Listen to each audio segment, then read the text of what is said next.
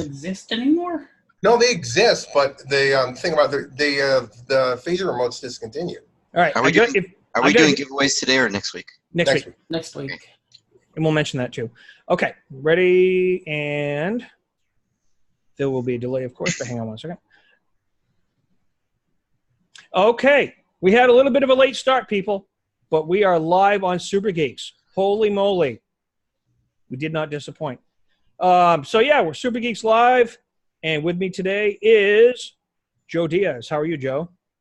I'm doing pretty good. Thanks for asking. I'd like to thank my sponsor for tonight's episode, Stott Electric Fly Swatters. Swat it. Oh, my God, I hate those things. So I had a guy... Just not the Twitch streamers. Yeah. Yeah. And then we got Sun. How are you? Hello, everybody. And how are you? It's been a week. I'd rather not talk about it, but it's been a week. All right. Well, sorry to hear that, but all right. And we have, with a new mic, looking sharp in the background of his yard, is Sean. How are you? I'm doing well. I am actually sponsored here by my good friends at Mos Eisley Cantina, where we don't like you and our friends don't like you either. I'm sponsored by U.S. Army. No, I'm not. I just was. But that's close enough. Anyways, so yeah, so Carlos, unfortunately, unless he pops up at the last minute, had some family stuff, so he couldn't show up. But you know what? That happens sometimes. You got to do what you got to do. And we have some news to talk about. Business. That's right. Got to take care of your business. Exactly. So there's been some interesting news this week. Some of it's all pretty good. Some of us didn't know about some of this news until literally like 4 hours ago. And that'll be the next topic, and that's funny as hell, actually, but we'll get to that. We're going to start with a topic that has been... Wait a minute. Yeah. When do I get to show off my swag? Right now. Sean has some Las Vegas stuff he wants to show before we really do. So here's the deal. I'm going to humor him. Why not? Go for it. We'll do that first. I want to get this out of the way first because I missed last week's show because I was sick, and I actually can tell I'm still kind of coming down from it. But show us the bobblehead. The what? Show us the bobblehead. I didn't get a bobblehead, unfortunately, but I got other cool stuff though, and so do the kids. But of course, we were at Star Trek Las Vegas 2019 a couple of weeks ago, and got a whole bunch of cool stuff. And the kids did too, and I got a bunch of stuff to show you here. First and foremost, I want to show you some stuff that our other regular, sometimes guest host producer type person, Casey Shasky, hooked me up with when I picked him up from the airport, and him and Carlos both actually picked at the same time. Casey got me this really cool hat. This is not just a New York Mets hat because he knows I'm a New York Mets fan, but it's a Stranger Things New York Mets hat. And I don't know where you would come up. You would find something like this, but he did, so that was kind of cool. Also, he got me a lapel pin that I can't find right now. Here it is, cool little lapel pin. Woo.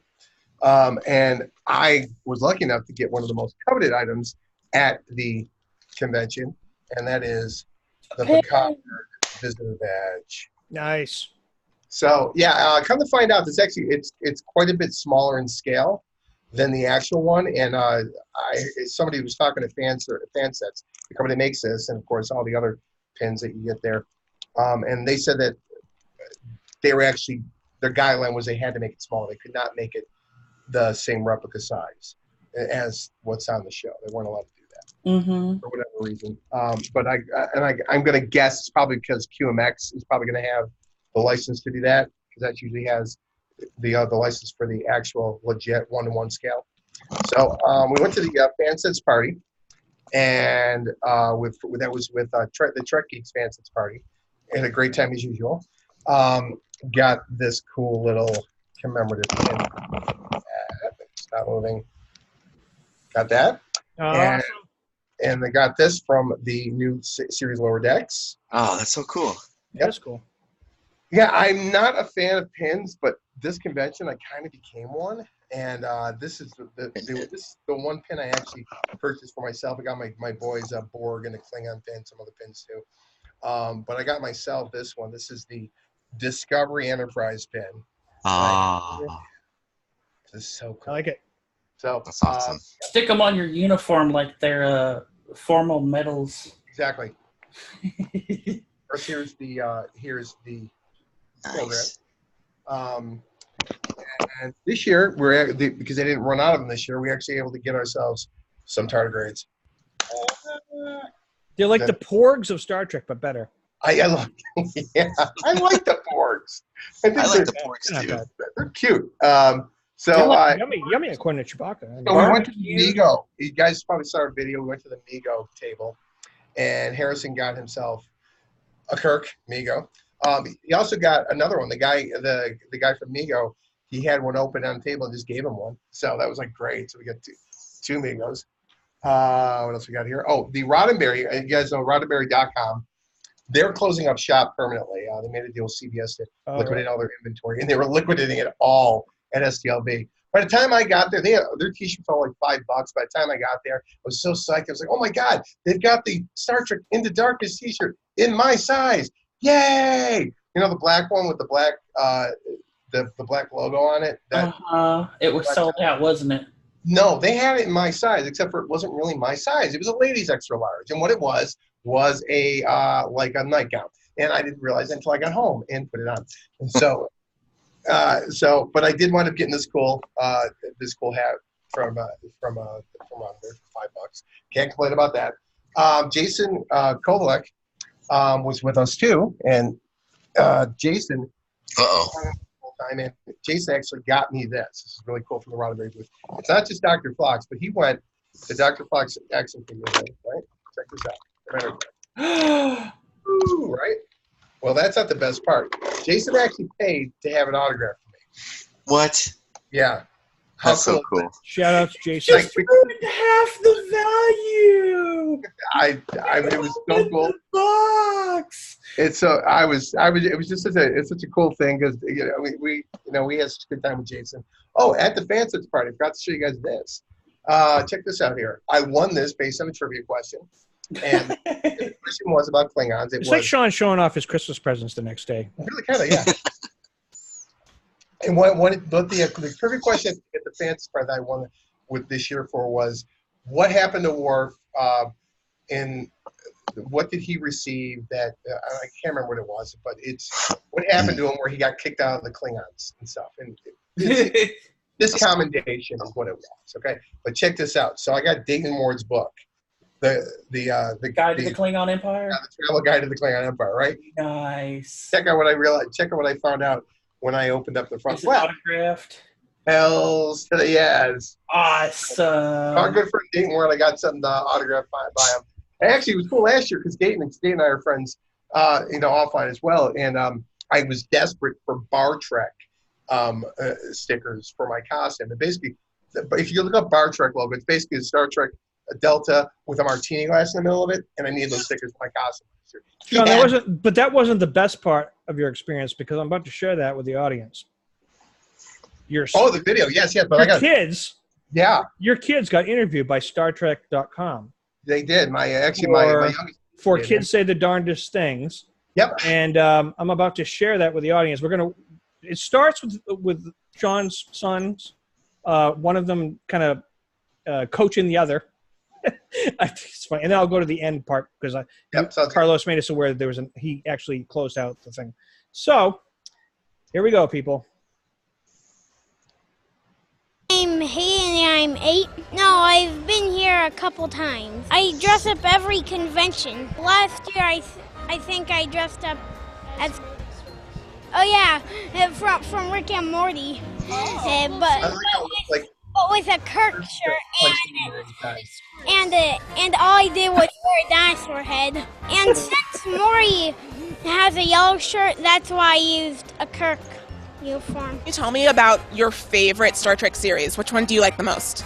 Next Generation. Do you have a favorite character? I like a lot of characters in Next Generation, but I like to watch Riker the most, especially because where he just yells out of nowhere. Tell him that there's no way! Don't you tell me what to do! Okay, now I'm gonna jump to the end when he closes out the Prosper. That little girl's cute as hell too. Live long and prosper. Live long and prosper. Next function processor. I agree with her. Long and prosper.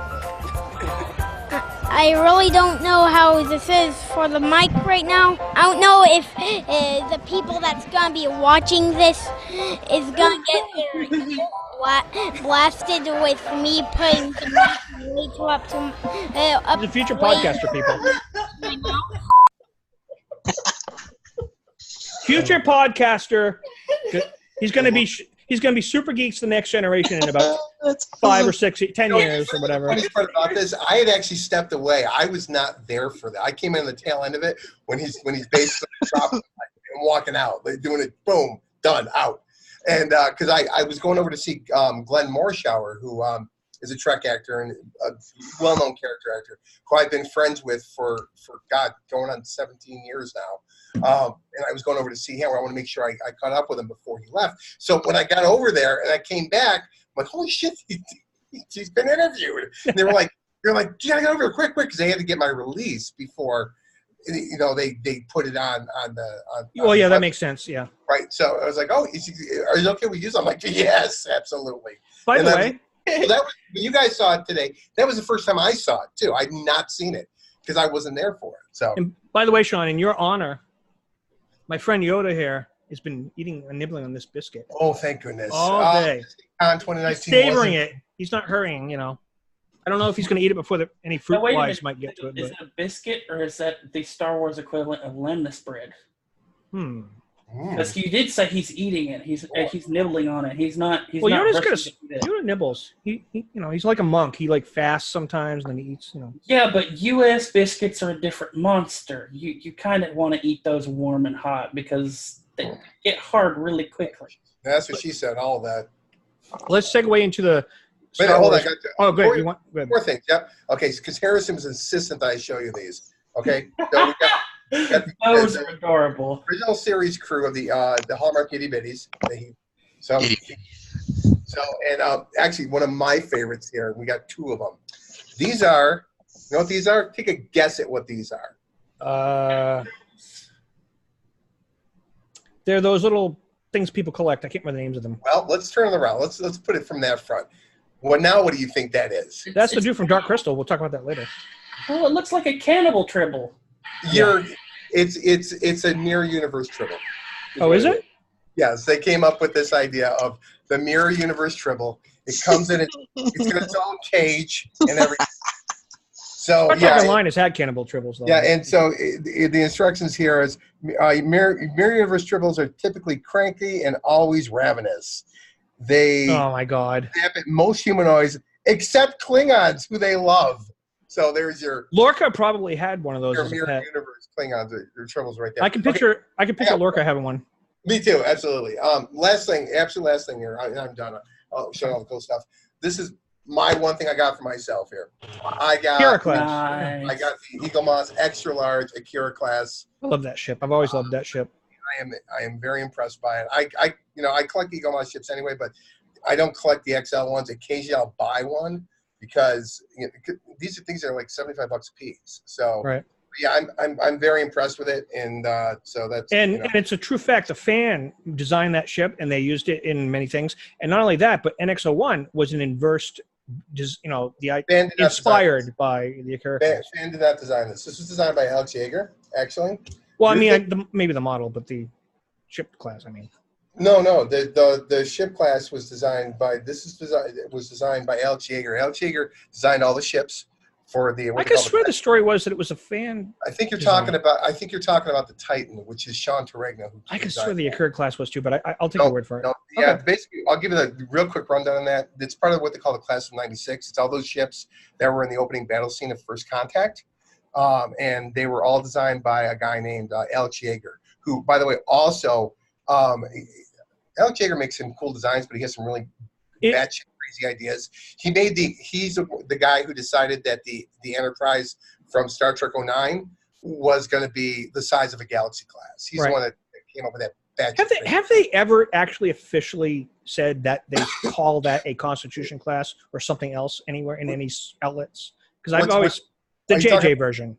Yes, it is a Constitution class. Because as we saw with Marcus's desk. that the original version still existed. This was like a refit. It was more than a refit, though. You know what I mean? It confused me. Yeah. Well, remember that's also from deleted scene as well. No, it's in the right. He has it on his desk. No, it's not. You're talking about the original version of the Enterprise. You're his models between that and the. Not. It's actually what it is.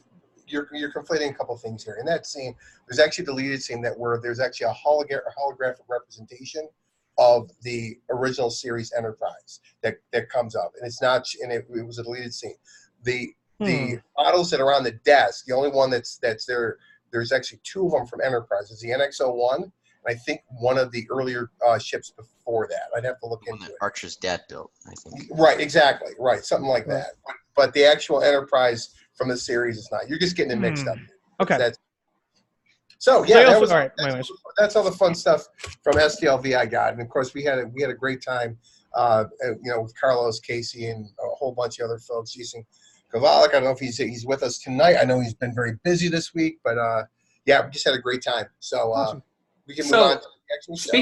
Speaking of Eagle Moss, they released like the little screenshots of their next run for the Discovery line, and one of them is the Hiawatha. Okay, I got to see it. Which one's the Hiawatha? The Hiawatha is the ship that the engineer lady was picked up from. Oh, yes.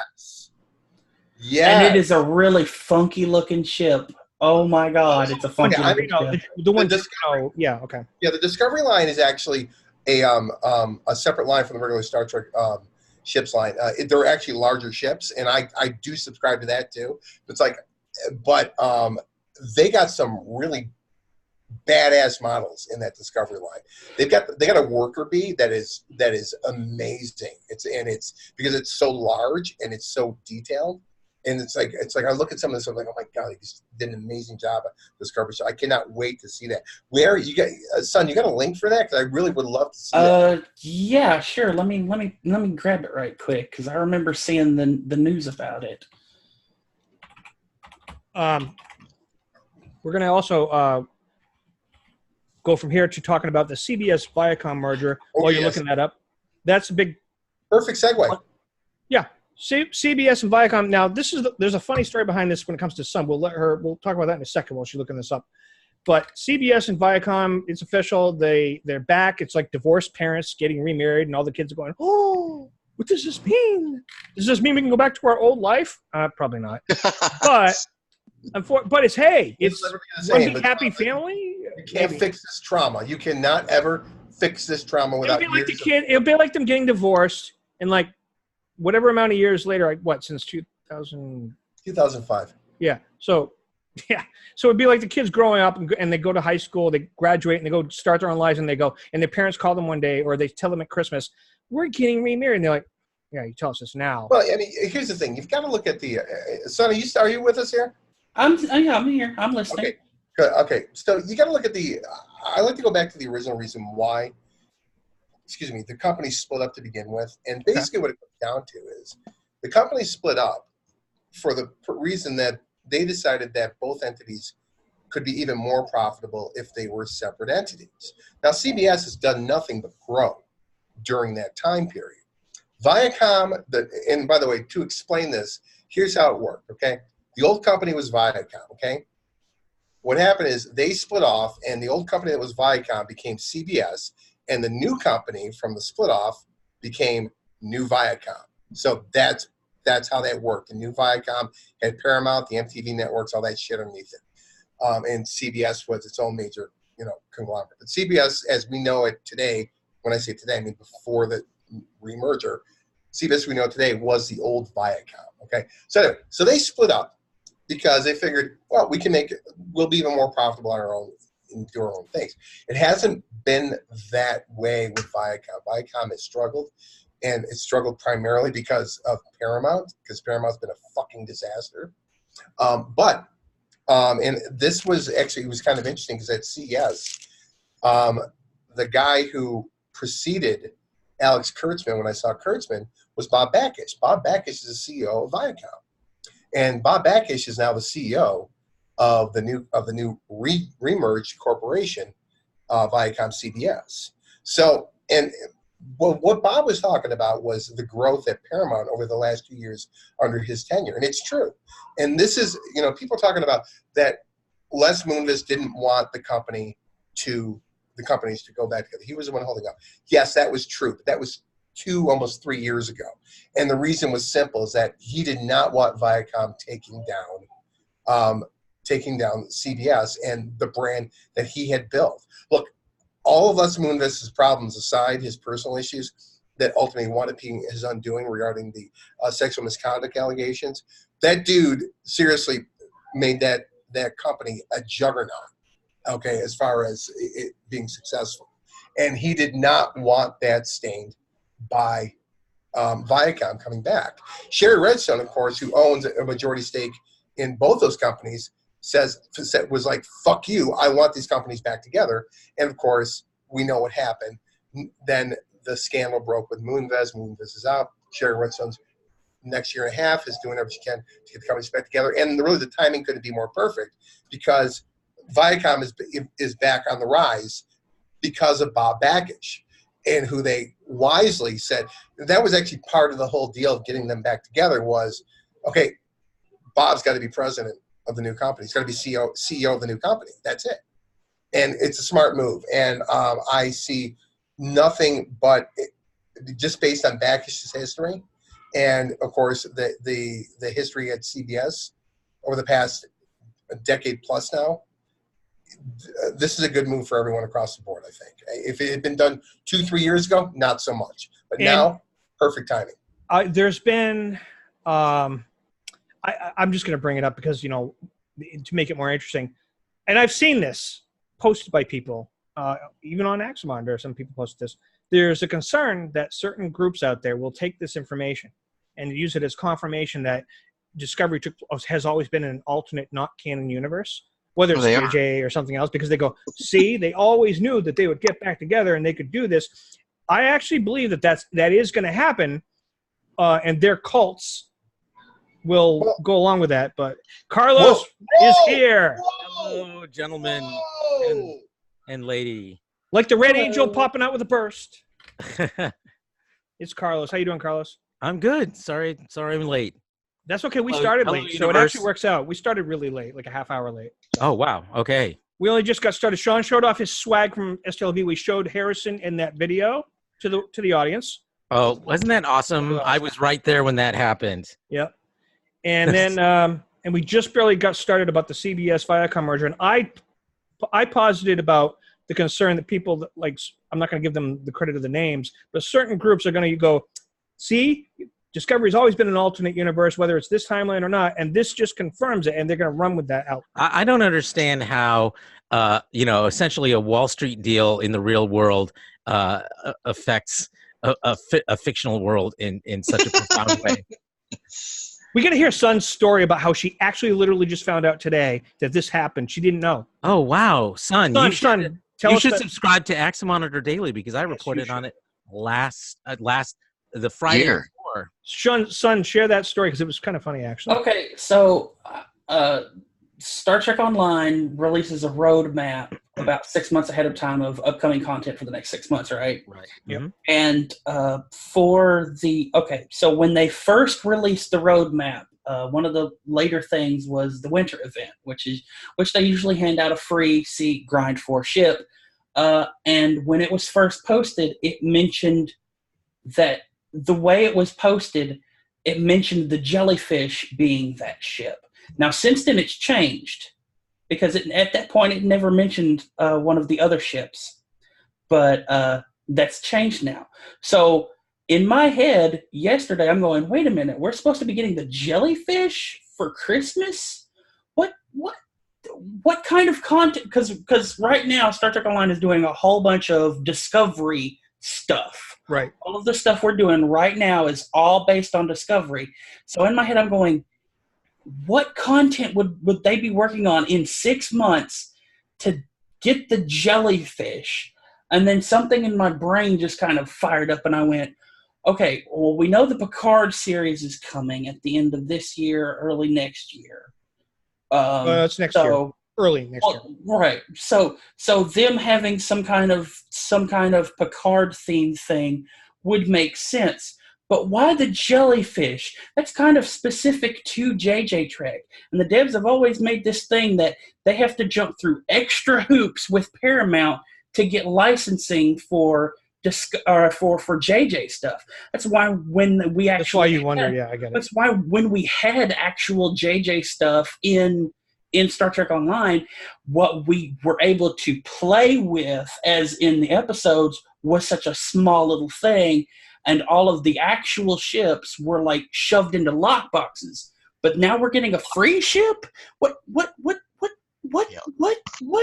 It's chaos. And then it started to click in my head. What if there was actually a merger that went down and it's been inked and it'll be announced about the same time that Stowe goes, hey, we have the jellyfish for our winter ship. The short version of the story is, because Son and I debated this the other day, the point is that she literally, I thought she was I didn't know. She totally literally blind did not about this, and George is like harassing me because No. he thinks I'm kidding. It's just being a little aggressive, that's all. Because like, I mean, That's all. Just a little aggressive. Yeah, that's George, not harassing. the guy who maintains that Luke Skywalker is going to be in the Mandalorian, goes, oh, come on. Where's your no button, Sean? That's too far on my theory. And I'm like, is it not possible, though? And come to find out, he's thinking I'm joking the whole damn time, and I literally did not know about this until 4 hours ago. Well, anyways, yeah, so that's kind of funny. But Carlos, since you just joined us, what are your thoughts on this merger and what it means for Trek, if anything? Well, I mean, I'm sure it will mean something for Trek. I don't think it means everything that a lot of people are thinking about, because the fact of the matter is that for most of Star Trek's intellectual property, CBS already owns it. They own the original characters. They own the ships. They don't own outright the JJ stuff, which is true. But there's no clear indication that the JJ stuff has any traction anymore, given its apparent failure at the box office. So in terms of, now that may change now that they're combined forces. We may be seeing some of that, some juice returning to the movie franchise via Paramount, but that's way down the line. In terms of stuff we're seeing right now on CBS All Access, that's all stuff they already own. So it doesn't really change very much. For all the people who thought that the split rights for some reason were the reason why Star Trek sucks today, Star Trek was sucking when the two were already merged. They split apart in 2006. Enterprise by that point was already a failure. Voyager, sorry for Voyager fans, but it was part of the general decline of Star Trek in terms of viewership, at least, that we saw at the turn of the century. So so there was no, there wasn't something magical in 2006 that happened because the rights split between Paramount and CBS. Star Trek was already in a decline while they were still together. So there's no guarantee. Yeah, so there's no it's not ipso facto that now that they're reunited, that somehow Star Trek will be great again, because Star Trek wasn't great at the time that they split. Yeah, and this notion of the this is why that the changes were made is just preposterous. It was clearly the idea of making these changes is you have different visions for new series. When I'm talking about aesthetic changes to the look and style of the show. Two, you've got these series now that are made going on 35 years later that are they need to stand out. They can't look like they even for a prequel show, it obviously can't look like it was made in 1965. It's got to look, it has to appeal to its current audience. That's why these changes are made. It had nothing to do with any mandate that due to legal reasons we have to make it this much different. It's such a preposterous. Yeah, I don't think people understand what the state of Star Trek was in 2005. No, I think it was effectively dead. It was dead until Mhm. 2009 when they brought J.J. Abrams aboard, and that was frankly kind of a desperation move. They were like, we need someone, with the kind of creative juice that can put some vitamin B12 into this franchise, because it had petered out. Yep. By 2005, and so everything that happened after that was kind of a shot in the dark. And luckily, it was one that worked. The JJ 2009 movie brought attention back. Amazing. It brought a new audience back. It re-energized the very notion that there might be a series coming in the future. But even then, that was 2009. It didn't premiere until 2017. So you're still looking at 7 years between then. Yeah, and when you look at it, the other side of this too is that movie was not supposed to come out in 2009. That movie was supposed to come out in 2008. There was a long 2007 through the beginning of 2007. Can't hear you, Sean. You need to get close to your mic, Sean. Better? Yeah. Is it better? No, it was more than that. It was more than that. The mic actually. We should have still been able to hear you when you were like this a little bit. It depends on how high his gain is. Right. Turn your gain up on the back. Yeah, you might want to adjust it a little. I told you, dude. I told you. Hold on. Okay, so does anybody? What I was getting at here was that this was a really big experiment across the board, because I think at the time that the company split off, I think they both viewed the brand as being, how much can we make from licensing this out at this point in distribution, in home video, and things like that. I don't even think they were even looking at any kind of type of near future. We're going to be making new Trek series and new Trek movies, because it just, there was no, it was dead, like you said. So, but I look at this merger from a perspective that is completely not Star Trek related. I'm looking at this as 5% Star Trek and 95% everything else, because the fact of the matter is, this really doesn't have anything to do with Star Trek. This has to do, in my opinion, with creating a company that competes for new media with companies like Comcast, HBO, companies like Warner Disney, Brothers. Warner Brothers, the whole night, exactly. All these different companies. What they've basically done with this merger is just bring this much more content to their own OTT services. And this is what I think their point is of all this, being able to just unify to become as big of a player, to be on the same playing field as Disney, as Comcast, as Warner, as all these other companies. And Warner is part of Comcast, correct? Are they not? No, they're Warner Brothers is their own thing. Okay. Yeah, so it's basically Disney, Warner Brothers, now CBS and Viacom together. Right. So that brings me to a NBC question. Universal, So what you just said sparked something for me to ask you, Carlos, or both of you. So do we think that with this merger that Viacom's going to want a piece of the action when it comes to All Access, and is that part of the deal? Well, it's the same company now, dude.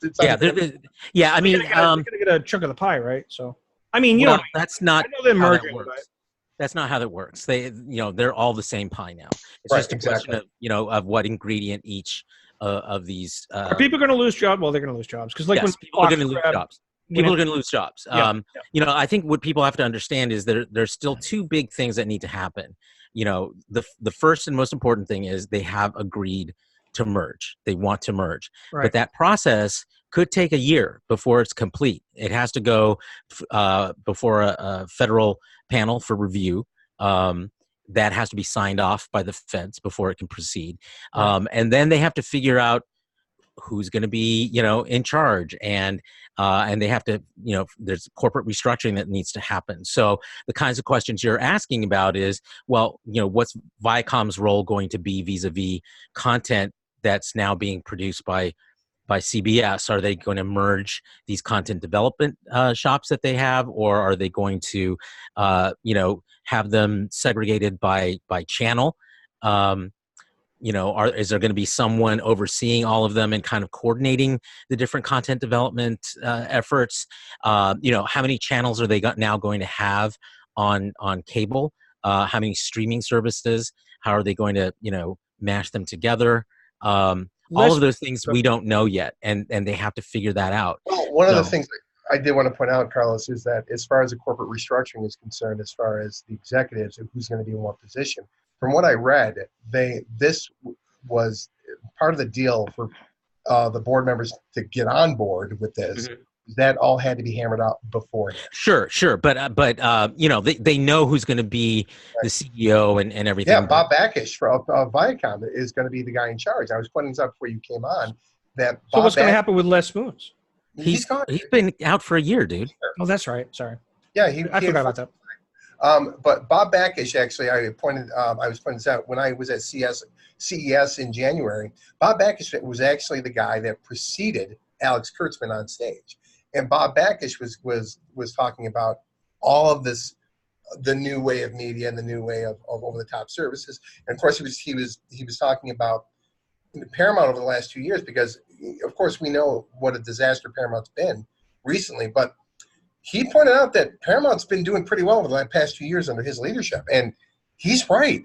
I looked into it, and I think this is a reason why they were insistent that he be the guy, now that Moonves is out, that he be the guy that takes over as the CEO for the new CEO. Yeah, it only makes sense. There was a vacuum at the top of yes, they had a caretaker CEO after Les Moonves was shown the door. So that makes sense. But all of the effects, downwards, those things still need to happen. They're going to have to eliminate duplicate positions and figure out who to keep, who will be shown the door, all of those things. And it's going to be from top to bottom, because put together as two companies, they're just way too many people. Yeah, I don't see any real changes happening to the brand, to the Star Trek brand at all, except for the fact that now we're going to probably see films that goes into not necessarily predictions. So not necessarily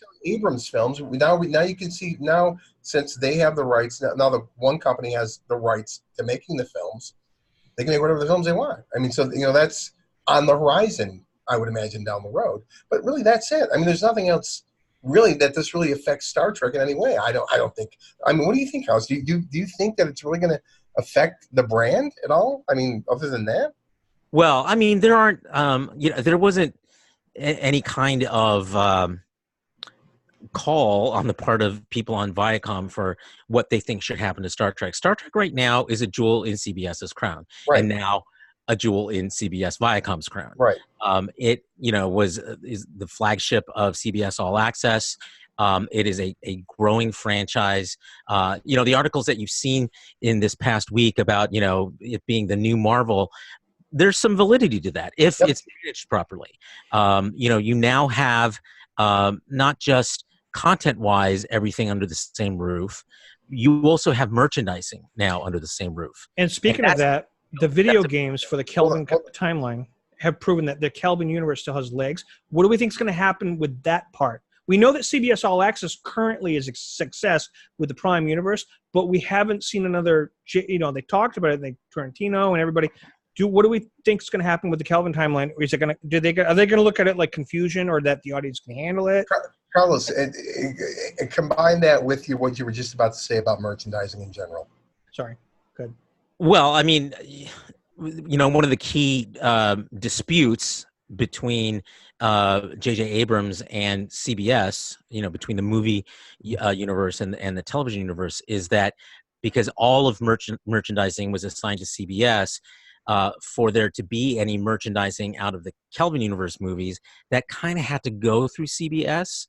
Right. And CBS didn't see any reason to invest in that because it already was doing great with the original series and all the TV series. Legacy stuff. Yep. Right. So now that they're together, there is a financial incentive as well as a leadership incentive from the top for that, for any merchandising between the two universes to now work together, to be synced up and in concert. Now, to the issue about um, uh, audiences not being able to tell the difference between things, I think that's a bunch of bull. I mean, all you have to do is look at, say, DC. We have a DC cinematic universe. We have a DC television universe on the CW. We have a DC animated universe that's been on a variety of cable cartoon networks, and the audience is fine with all of those. They don't have a problem keeping track of it. Audiences can do it as long as your branding is correct, as long as everything's in sync, and everyone's on the same page in terms of how you're going to make use of the intellectual property. They also segment it by age. All those things that are just, marketing 101 can now happen because they're under the same roof. So, they have a shared vision and a shared message. Right. They'll have to. And so that only spells opportunity, really. And this notion that people will be confused, I think there's plenty of ways to make sure that doesn't happen now that they are under the same roof. I agree. It's an exciting time. It's an exciting time for sure. Before we switch subjects, anybody have any final predictions? Son, what do you think could happen because of this merger? Well, the whole point of my theory crafting is that the merger actually makes licensed products through CBS a lot easier, especially for somebody like Cryptic that has to jump through hoops to get licensing for ships in their MMO and stuff like that. Right. It opens up a whole bunch of access that they would have had to gone through extra months and months and months of negotiations for otherwise. One set of approval instead of two, right? Right. Yeah. Yep, that makes sense. What about you? Which is why I brought up the jellyfish thing in the first place. Right. I know, I agree with you. I just like hearing you say jellyfish so much, son. Well, I mean, hey, it's like the ultimate ship in the universe. It is literally a ship powered by dark matter, or the red matter. Red matter. So, yeah. Red lives matter. Joe, what do you think? Red shirt lives matter. There you go. Well, that could be considered a red light. But anyways, Joe, what do you think? I think the first movie that we're going to see is a Kelvin timeline movie. I think I'm really hoping they do a Tarantino Trek as his last movie. He wants to. I would love it. I think it'd be great. My theory on this is that I think people are confused about Tarantino. Tarantino's a filmmaker. He has his own style to his own films. Right. But you put Tarantino behind a brand, and he's going to play within that brand's rules, but still put his stamp on it. People, if you look back at his which track, is why the Tarantino movie is going to be a mirror universe Kelvin timeline. Well, I mean, not necessarily. It's just. I don't think it is. I think it's going to be. I think it's just going to surprise everybody. Well, right. I think it's going to be. You're going to be able to go and say, "Oh, yep, that's Tarantino's." You can tell by just the way it's shot and things all like that. All the blood on the walls. Yeah, and I would expect it more violent. He's even said so. But it's like he's done episodes of CSI and I think other series as well. If you look in his that's right, he has. It's like, but you'd never know that he was a guest director on it because look, the guy's a professional. He plays within the rules. Sure, but he will have. I mean, this is his last movie by his own. Right. But he's not going to turn it into. But he's not going to do a generic Star Trek movie. No, I don't mean that at all. It's going to clearly have his stamp on it. But it's not going to be the Hateful Eight either. Is the thing, and I will keep bringing that up because I love the Hateful Eight so much. You know what? Star Trek is the perfect platform if you're going to do something revisionist with revisionist with a fictional history. I love it. I mean, look, here's the thing. It's like one of the things that bugs me most about Trek fans who complain about things being outside of canon and different and this and that. It's like, have you ever read a fucking Star Trek novel? They're all over the place, and it's some of the most brilliant writing in Star Trek. Yep, and none of it's canon. It's like that Next Generation canon. It's like that Next Generation novel that took place in the Mirror Universe before DS9 did it. Like their version of what happened with Picard and all them in the Mirror Universe became null and void because DS9 revealed that they never had those opportunities. Right, exactly. But it doesn't matter because it's such a good story. Who gives a shit? Exactly. You can look at another. Yeah, that was a good novel. There's It was. X-Men TNG crossover novel, for God's sake. It was great. Doctor Who one I mean, too. you gotta love shit like that, you know? The Doctor Who one was good too. Yes. the IDW. comic series? Cyberman. Yep. Oh, IDW did awesome with that crossover. Yeah, they handled it well. But let me give you my closing notes on that, my thoughts on the merger. Again, I think Make it snap. Go ahead. Well, it's like I don't, as far as Trek's concerned, I think Carlos is right. I don't have any. Wow, I don't have any specific predictions on Trek per se, except for I think, there's just more opportunity out there. But what I will say is, I think that we're getting. You're going to see CBS All Access become even bigger and better. And I think what you're going to actually see on CBS All Access, you're going to see channels on CBS All Access, like the BET channel, the MTV channel, down the line. Okay, I expect that to be part of the overall package in selling CBS All Access, and it ain't going to cost you $10 a month anymore either, or $6 a month. It's going to be more expensive. But then again, you're going to get more content. Well, you're going to see something a lot more like what Disney's doing right now. Right, exactly. Bundling Hulu and ESPN, because there are, like, BET is a brand, and when it comes to streaming, they'll bundle is what they'll do. They're not going to put BET under CBS. They're two completely separate brands, but they are now under the same ownership. But you just have a different streaming network, and then you just bundle it so people can put together all the different. You mean like they've been doing with cable for eons? It's just well, it's a little more a la carte than cable has been, but it is true. I mean, people kept saying, "Well, I hate having to pay for everything." It's like, well, great. So now you're going to break it apart, but guess what? To get the stuff that you need, it's going to cost you more. Right, exactly. I hate my mind. I hate my mind. Carlos, you're talking about CBS and BET merged, being under the same roof and stuff. And the only thing I'm thinking of is I should go to CBS All Access, watch Discovery, and then go watch Soul Train. Yeah, why not? All right. Don't worry. Well, intervening, just like little wedge thing. I went and found one of the links. Does anybody know how to get in touch with whoever runs TrekCore? Because I actually have a dude's email. Yeah, we have a guy. Their website, Captain Kirk, who's been on our show. Right. He writes for Trek. Their website is down. Oh. Yeah, the domain has been suspended for TrekCore.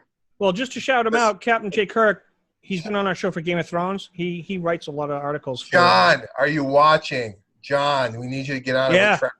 Let them know if this site's down. Let them know. So I went to TrekCore is the best independent Trek site on the net. Yep. So I went to Hero Collection, and Hero Collection has the next set of Eagle Moss models. Yeah, Hero Collection. That's Eagle Moss site. So it's they have a Discovery shuttle, one of the sarcophagus fighters. Oh my God! Beacon of Kahless. The oversized for this one is the ISS Charon, and then they have the model of the Hiawatha for their second run. Nice. All right. Let's move on a little bit. The other topic that's been making headlines all across the web, the interwebs, is the fact that there's going to be it's looking pretty strongly like there's going to be an Obi Wan show. I was going to say OBGYN. I was like, where are we going with this? Where are we going with OBGYN? What is going on? OBGYN. Wow. Didn't you know Ben had a life after he landed on Tatooine? And it was Rey, his granddaughter. No. Anyways, let's just feed into all those stupid rumors. No, but Obi-Wan is looking like he's going to get a series. Variety, Deadline, a bunch of other people, Hollywood Reporter. Yeah, yep. They haven't D23 is next week. I believe, as do many, that they're gonna do the official announcement. Then that's why these outlets are getting they're getting so much information, and they're just kind of Disney's not confirming it. They're going, no comment. Which is not a denial, because the real reveal will be next week. But here's the cool thing that I think about that is that they know that that people now are really like, so when D23 comes up, if Ewan McGregor comes out, What the fuck is D23 for those of us who don't It's know? a big star. It's one of two of the big Star Wars conventions, just like it's a Disney convention. Disney convention, right? Sorry, Yeah. but they often announce Star Wars news there. Right, because They have for the last couple of years. Yeah. So I feel like the timing of them getting these information leaks or tidbits or whatever it is from whoever is not a coincidence that it's a week away from that convention.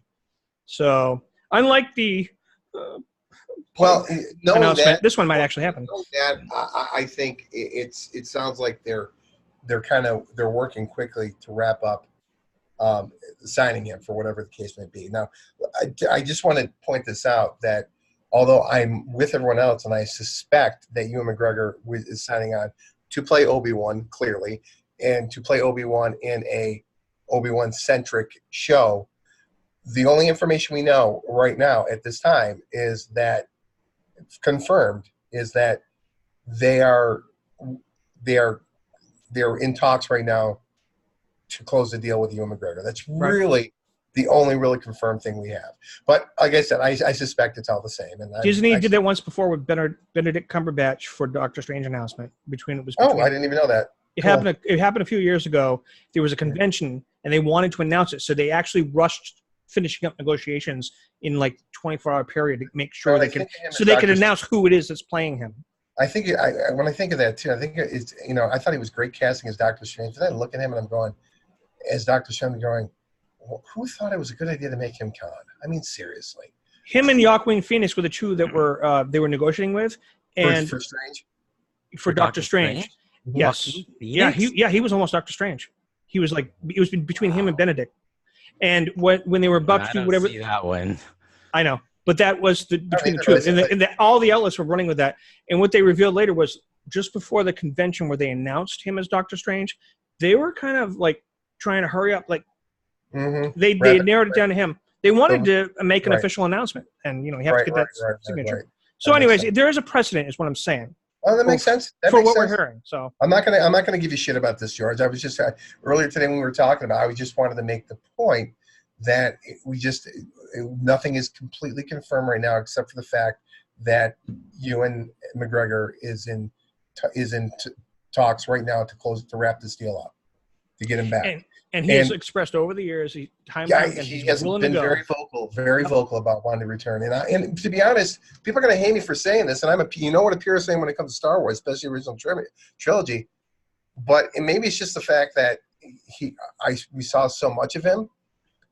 But I think he was even better at Obi-Wan than the original Obi-Wan. I love his Obi-Wan. I don't know I was saying that. I really do. I thought he was. He had a great Obi-Wan.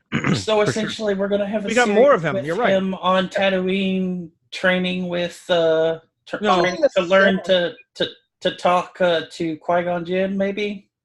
Possibly. I think they're going to start off with Luke's a little older though, so we can see him hanging out with Biggs. I've always wondered. We don't really have anything confirmed that he went immediately to Tatooine. Yeah, we don't know that at all. We do. Star Wars Rebels. Except that we know he wound up there. That's 18 years later, though, dude. Yeah. On Rebels. But he promised he was going to watch over Luke. Well, that means a lot of things. He can leave. Everybody's been talking about this. It doesn't mean he didn't leave back and forth. What if he shows up on Tatooine when Luke's kind of like getting into like puberty, like he's 12, 14, because now's his time. I really got to keep on. What if in between that time? Okay, what's the planet? The lava planet that he killed? Mustafar. Okay, so what if in between the events at Mustafar and the time like when Luke's like 12, 14, he's doing his own shit with the rebellion and shit like that? I don't think he'd join the rebellion, but I do think he is going to go off-world sometimes. But here's the thing. Why not, though? I mean, because... Well, because it seemed like Leia was... Okay, I'll tell you why. Because in an episode... there was a two-part arc in Rebels, and this was recent, where they were looking for him. And they sent Ezra to go look for him to get him to join the rebellion. He had never been part of it before. They didn't even know he was alive. And they heard a rumor. So Ezra went to follow up that rumor. And by the end of the episode, he goes back and says, no, Obi-Wan's dead. Because Obi-Wan told him to... Right, but here's my point on this, okay? But here's the thing. According to Rebels, like, the rebellion itself, and even in Rogue One, was really in its infancy at that point. It was very new. But at the season that they introduced him, it was a full-blown rebellion by then. But even at the end of... But if you look at this, if you look at the end of what's the third? Revenge of the Sith. You look at the end of Revenge of the Sith. Okay, it's very clear that they're already like the seeds have been planted in their minds that we have got to fight this. You know what I mean? That was the mentality there. So it's like it may not have been a full blown rebellion in those intervening years, but it may have been something. You know what I mean? So who knows? I mean, that could be more of his spiritual journey with the Force, getting ready to prepare with anything. I mean, like I trust these writers with Star Wars. I really do. I mean, I always have. I mean, we did have like one of the final scenes of Revenge of the Sith being literally him delivering Luke. I'm going to only because I think the audience and everybody. You're right. Wait, Son was right. Let Son finish with Son. Son, finish what you were saying. Okay, so literally one of the last scenes of Revenge of the Sith is Ian McGregor's Obi Wan delivering baby Luke to the Beru family. Right. Yeah. Owen and Beru. Yep. Let me share something real short, just so you can see what the last thing we saw that ties into all this, because this is pretty epic. The guy that voiced old Obi Wan sounded just like Alec Guinness, and it was just incredible. For those that have not seen this, this is here we go. This is Obi Wan, Maul finding Obi Wan as he's a little before a couple of years before New Hope. Come of you, a rat in the desert. Look what I have risen above. I have come to kill you, but perhaps it's worse to leave you here, festering in your squalor. If you define yourself by your power to take life, your desire to dominate, to possess, then you have nothing. And what do you have?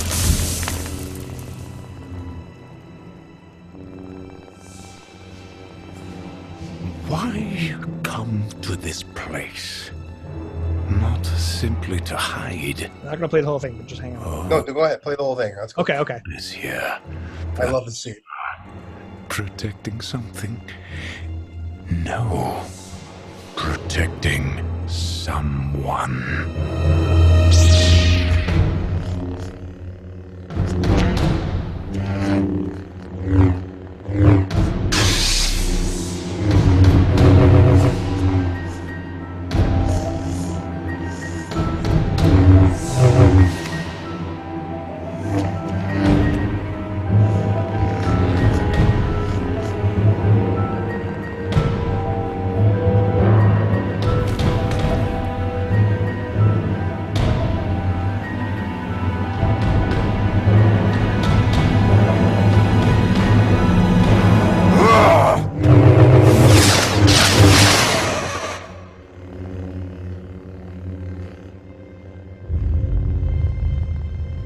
Is he cut in half too now? He's already been. Just done, dude.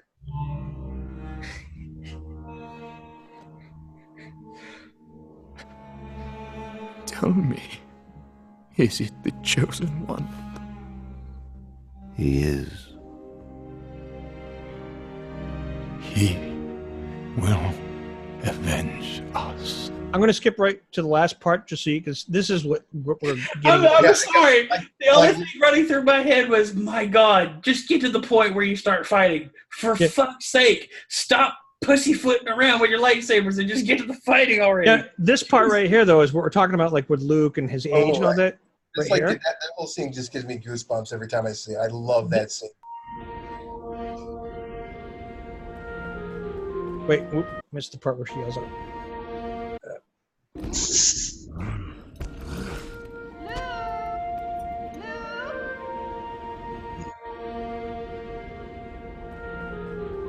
And that's all we see. We don't. He looks like a little kid. Can't tell. But he's not a little kid though, because Leia's been in Rebels, and she was about a teenager. So they're twins. So he's about 15, basically. Well, that's the potential we have for this series. We know at the end of. In the beginning of the Rebels, they come around and say it's 18 years since the Empire was established. And Leia was in an episode, so yeah. So I mean, it's exactly. So we're talking about young adults here, but like I said, there's a lot of time in between that. So you could do this is what I love about both these franchises, about Star Wars and Star Trek. It's like funny because Joe was putting in our quotes that nobody does. No podcast do crossover talk between franchises like this. We can, because the fact of the matter is we're as passionate about each of these franchises. We we know the ins and outs of them and respect them both. I've always said this about my love for Star Wars and Star Trek. It's that like Star Wars and Star Trek to me are like my kids. I love them equally, but depending on the given day, I have a favorite is what it comes down to. And that's the truth with both those franchises. So, but yeah, I mean, there's between the Star Trek and the Star Wars franchises, so entirely different, but there's so much opportunity in between, the spaces in between the different series, between the prequels and what happened here, even going back thousands of years or going forward 1,000 years in Trek, going back thousands of years in the Knights of the Old Republic. There's so much to cover.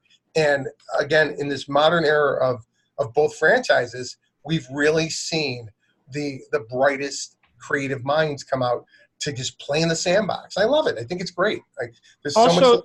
Somebody pointed out on a podcast earlier today I was watching that here's the potential. It looks kind of like they took what were originally planned to be the standalone movies, like The Mandalorian seems to be a repurposing of what was to be the Boba Fett movie, and then now I heard also this Obi Wan is just a 6-episode miniseries. It's not an ongoing. We'll see, the ratings and all that, but that would make sense though. Like a 6-hour movie instead of a 2-hour movie, except they're focusing on honestly, that would make more sense for Ewan McGregor's involvement, right?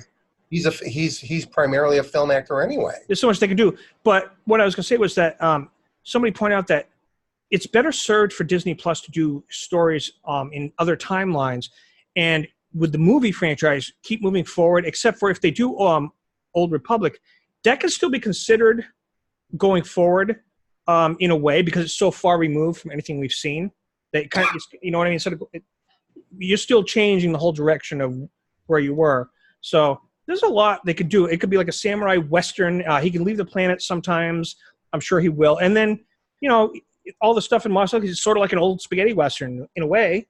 He's the mysterious stranger who sometimes wields out his lightsaber, and people still, Yeah, I think what you're seeing here, I think, and I think this might be the first time. This may or may not be true, but I have a theory on this, and that is that Lucasfilm is actually taking a serious look, and Disney in general, they're taking a serious look at what CBS has done with the Star Trek franchise, with CBS All Access, and how they're using that to diversify the franchise, while at the same time putting it on their streaming platform and making it the flagship of their streaming platform. And I think they're saying, you know what? These ideas of having, Han Solo movies and Obi Wan movies and Boba Fett movies, maybe it's just a better idea if we just do those as series. Because I expect that The Mandalorian and Obi Wan, I expect much like Picard and Discovery, that it's going to be stylized. They're going to have different styles to them, and they're both going to have Luke. Okay, so. But my point here is that, it's best for any franchise to try to diversify, to try to make their product as accessible to the widest possible range and audience types that they can. And I'm getting this idea that Disney, Lucasfilm is seeing the same thing. They're having the same kind of ideas with this product. So, Carlos, your thoughts? Yeah. We haven't heard anything from Carlos. So he's probably just like, sorry. Carlos has been arguing with Joe in the chat. No, but I've been paying attention. I think that I agree with Sean. I think that having these synergized movie and television universes presents a great deal of opportunity, because to go deeper into some of the mythology around each of these franchises, that films just aren't going to give you that. They're 2 hours at a shot.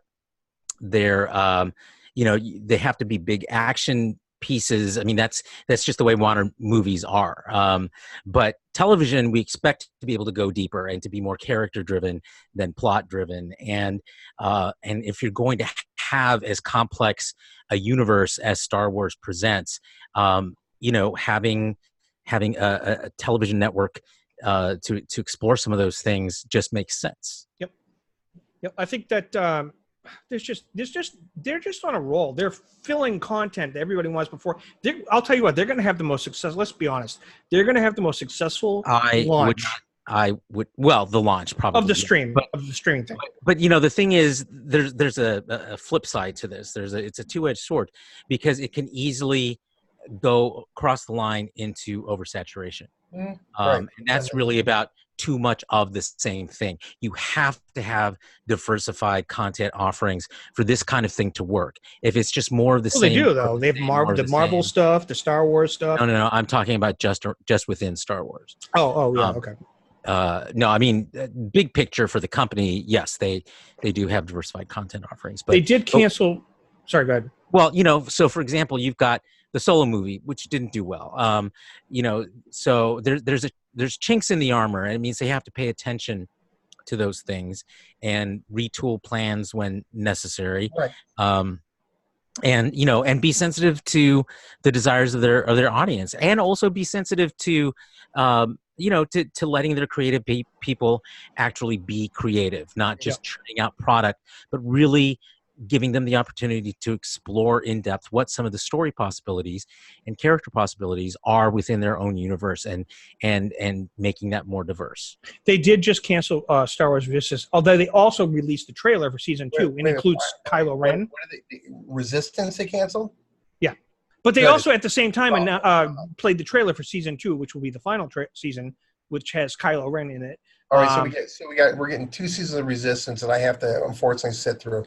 But so is what you're telling me. The Clone Wars final season. Coming back, waiting for. Right. That final season looks amazing, by the way. By the way, is this going to be the final season of the Clone? It's the one that he wanted to do, but back when they split, when Disney bought Lucasfilm, that's why they got cut off, and he never got to finish the story he wanted to tell. All right, because so later he did Rebels, but then he was finally allowed to finish that last season of. Joe, what are you holding up there? In your piece Ken Bird says, "Where's my Ewok Adventure reboot show?" I can't. That could happen. It's actually funny because that's not really out of the realm of possibility if they want to. Do you want to see the trailer, or do you want to wait? Right. Well, here's the thing about Resistance. Okay, is that no? I'm talking about the Clone Wars. Well, no, I saw the teaser already. When is it? When is Disney Plus being launched? I'm not sure. I thought it was in the fall of this year. Because do you remember when they finally released the after it went off of Cartoon Network and they finally released season 6 and it was on Netflix only? Right, the one where Yoda learned how to do the ghost stuff. Yep. Right, exactly, and it's fucking amazing. Yes. By the way, if you have not seen it, it's a shortened season, but it's so good. Anyway, yeah, I mean, look, the Clone Wars tells me that you can do Star Wars on TV. Period. Rebels was great too, but yeah, Rebels was amazing as well. Especially when Ahsoka confronted Vader, that one episode. Yeah, I mean, there was so much. It was so cleverly woven together by Kevin Filoni and his team. Dave Filoni, and he's also the guy doing Mandalorian. Oh, got it. Embarrassed myself. Dave Filoni, thank you. Well, him and Jon Favreau. Yeah, and Favreau's great too. So yeah, like I said, when you think about success in franchises, you got to look at Jon Favreau in general and say, hey, look, without Jon Favreau, Iron Man wouldn't have been what it was, and we would not have had this magical ride of the MCU for the last how many years? I mean, that's what kicked off this whole Star Wars. But they also invested heavily in it because remember, Iron Man 2, not that great. See, I don't mind Iron Man 2. Clone Wars kept them better and better and better and better and better, though. And then just the character of Ahsoka alone has become one of the most popular and iconic characters, especially for girls. Which is, dude, not just for girls. When I go to comic cons, you should see like all these guys lining up for like Ahsoka gear, Ahsoka toys, Ahsoka comics. Everybody fucking loves Ahsoka. She's incredible. Ahsoka is the Harley Quinn of the Star Wars universe. No, actually, that's one of the. I want Ahsoka hair. That trailer, the new trailer though, that we get to see her One last. Now, by the way, there's a rumor going around because Dave Filoni during Star Wars, whatever the commission is last year, or the year before, I should say. Yeah, last year. He talked about how if he had been able to finish the Ahsoka story, he showed all these notes and memos. He was going to write it into a book. He was going to have her go into the level 33 or 66 or whatever it was going to be a game. She was going to go down there. She was going to meet a guy and have a romance with him, right? And he had a certain role. And in the trailer for the new last season of Clone Wars, she goes down to those levels and she meets a woman that, if you watch it and listen to what he said last year, fits the exact role of her lover that she met in his original story that he wrote. I think she's going to have a gay relationship. I'm serious. Because it fits with what he said last year. But will there be lasers and lightsabers? Oh, yeah. She gets her 2 lightsabers in the trailer. You want to watch the trailer?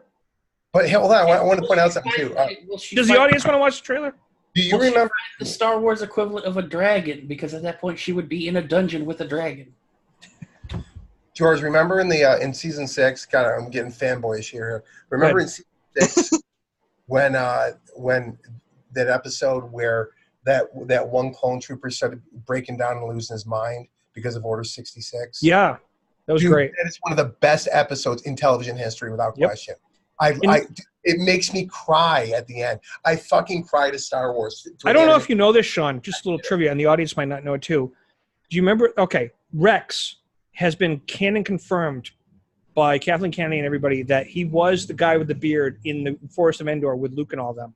And they actually touched on that in the final episode of Rebels, that he was there, he survived, and he was alongside Han and Luke because there was a guy, and all the fans kept petitioning them, can we say that's Rex? He looks just like him. And he's in the forest. He's one of the rebels walking around with Luke and Han and all them. And so they ended up making that canon for the fans. That means he has to survive. They cannot kill him off, is what it means. Well, he was in the final episode of Rebels. They shot ahead past the Battle of Endor, and he was there. So, yeah, he was there. And he was... Rex. Give me more Rex. Rex lives. Now you know how the Ahsoka lives?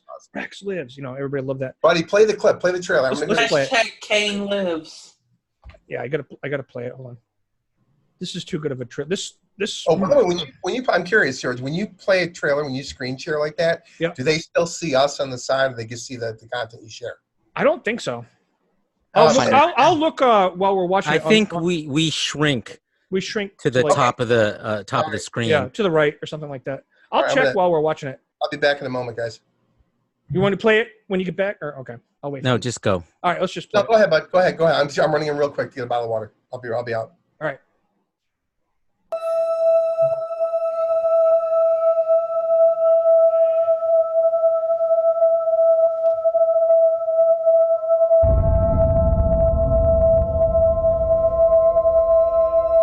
I'm not coming back. You are making a mistake. Maybe. But I have to sort this out on my own. Without the Council. And without you.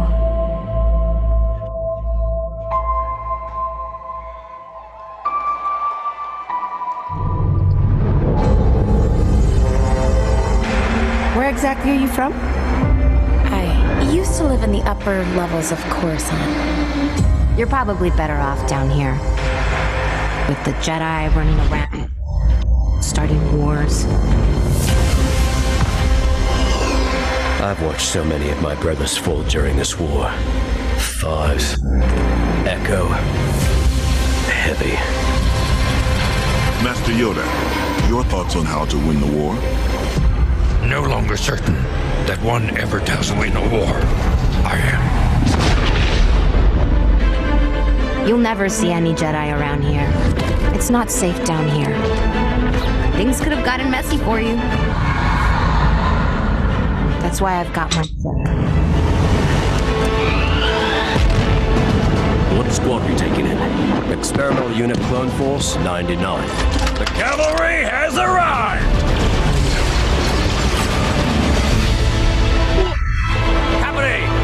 Attention! Glad to have you back, Commander.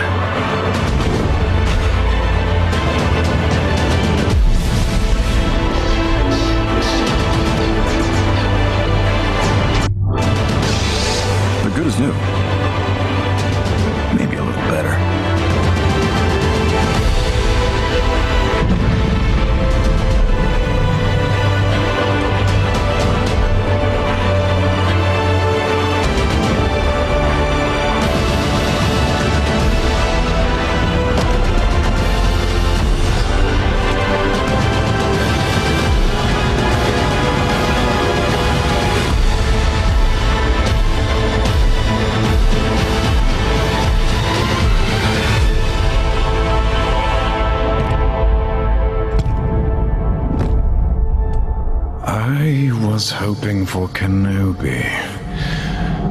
Why are you here?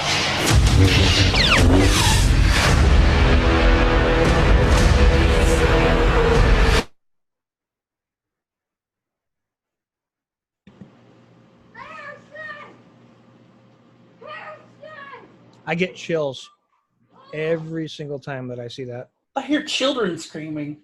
Carlos, I think that's why Carlos is laughing. That one of those shots when Ahsoka's doing what looks like a ballet move in her fight, where she's got like her legs going back and arms going forward and doing the force push. Ugh. Just the choreography of that, it just gives me chills. So that's the kind of stuff we got to look forward to. That final season, how they're going to wrap up the Clone Wars. We got all these shows they're working on. Obviously, if they do sign the ink to the Obi Wan thing, it's going to take time to. It's going to be at least 2021, maybe even 2022 before they can put it out. Sean's having to go spank some butt. He thinks he's a celebrity now because he was on that show. No, I'm just kidding. So yeah, I mean, Disney Plus they got some good content. So, I mean, I don't know what to say. The timing is the thing. They haven't actually confirmed when the Clone Wars final season will air, let alone we know it's not going to be too long. They've already done it. They've already rendered 6 it. different channels of original content. It'll be probably one of the first things that they put out because they've already got it canned and ready to go. You know what I mean? Wrapped up. So we'll see. But I don't know, Carlos. I didn't even know you were even aware of who Ahsoka was. I mean, what do you think of all this? I know a thing or two about a thing or two.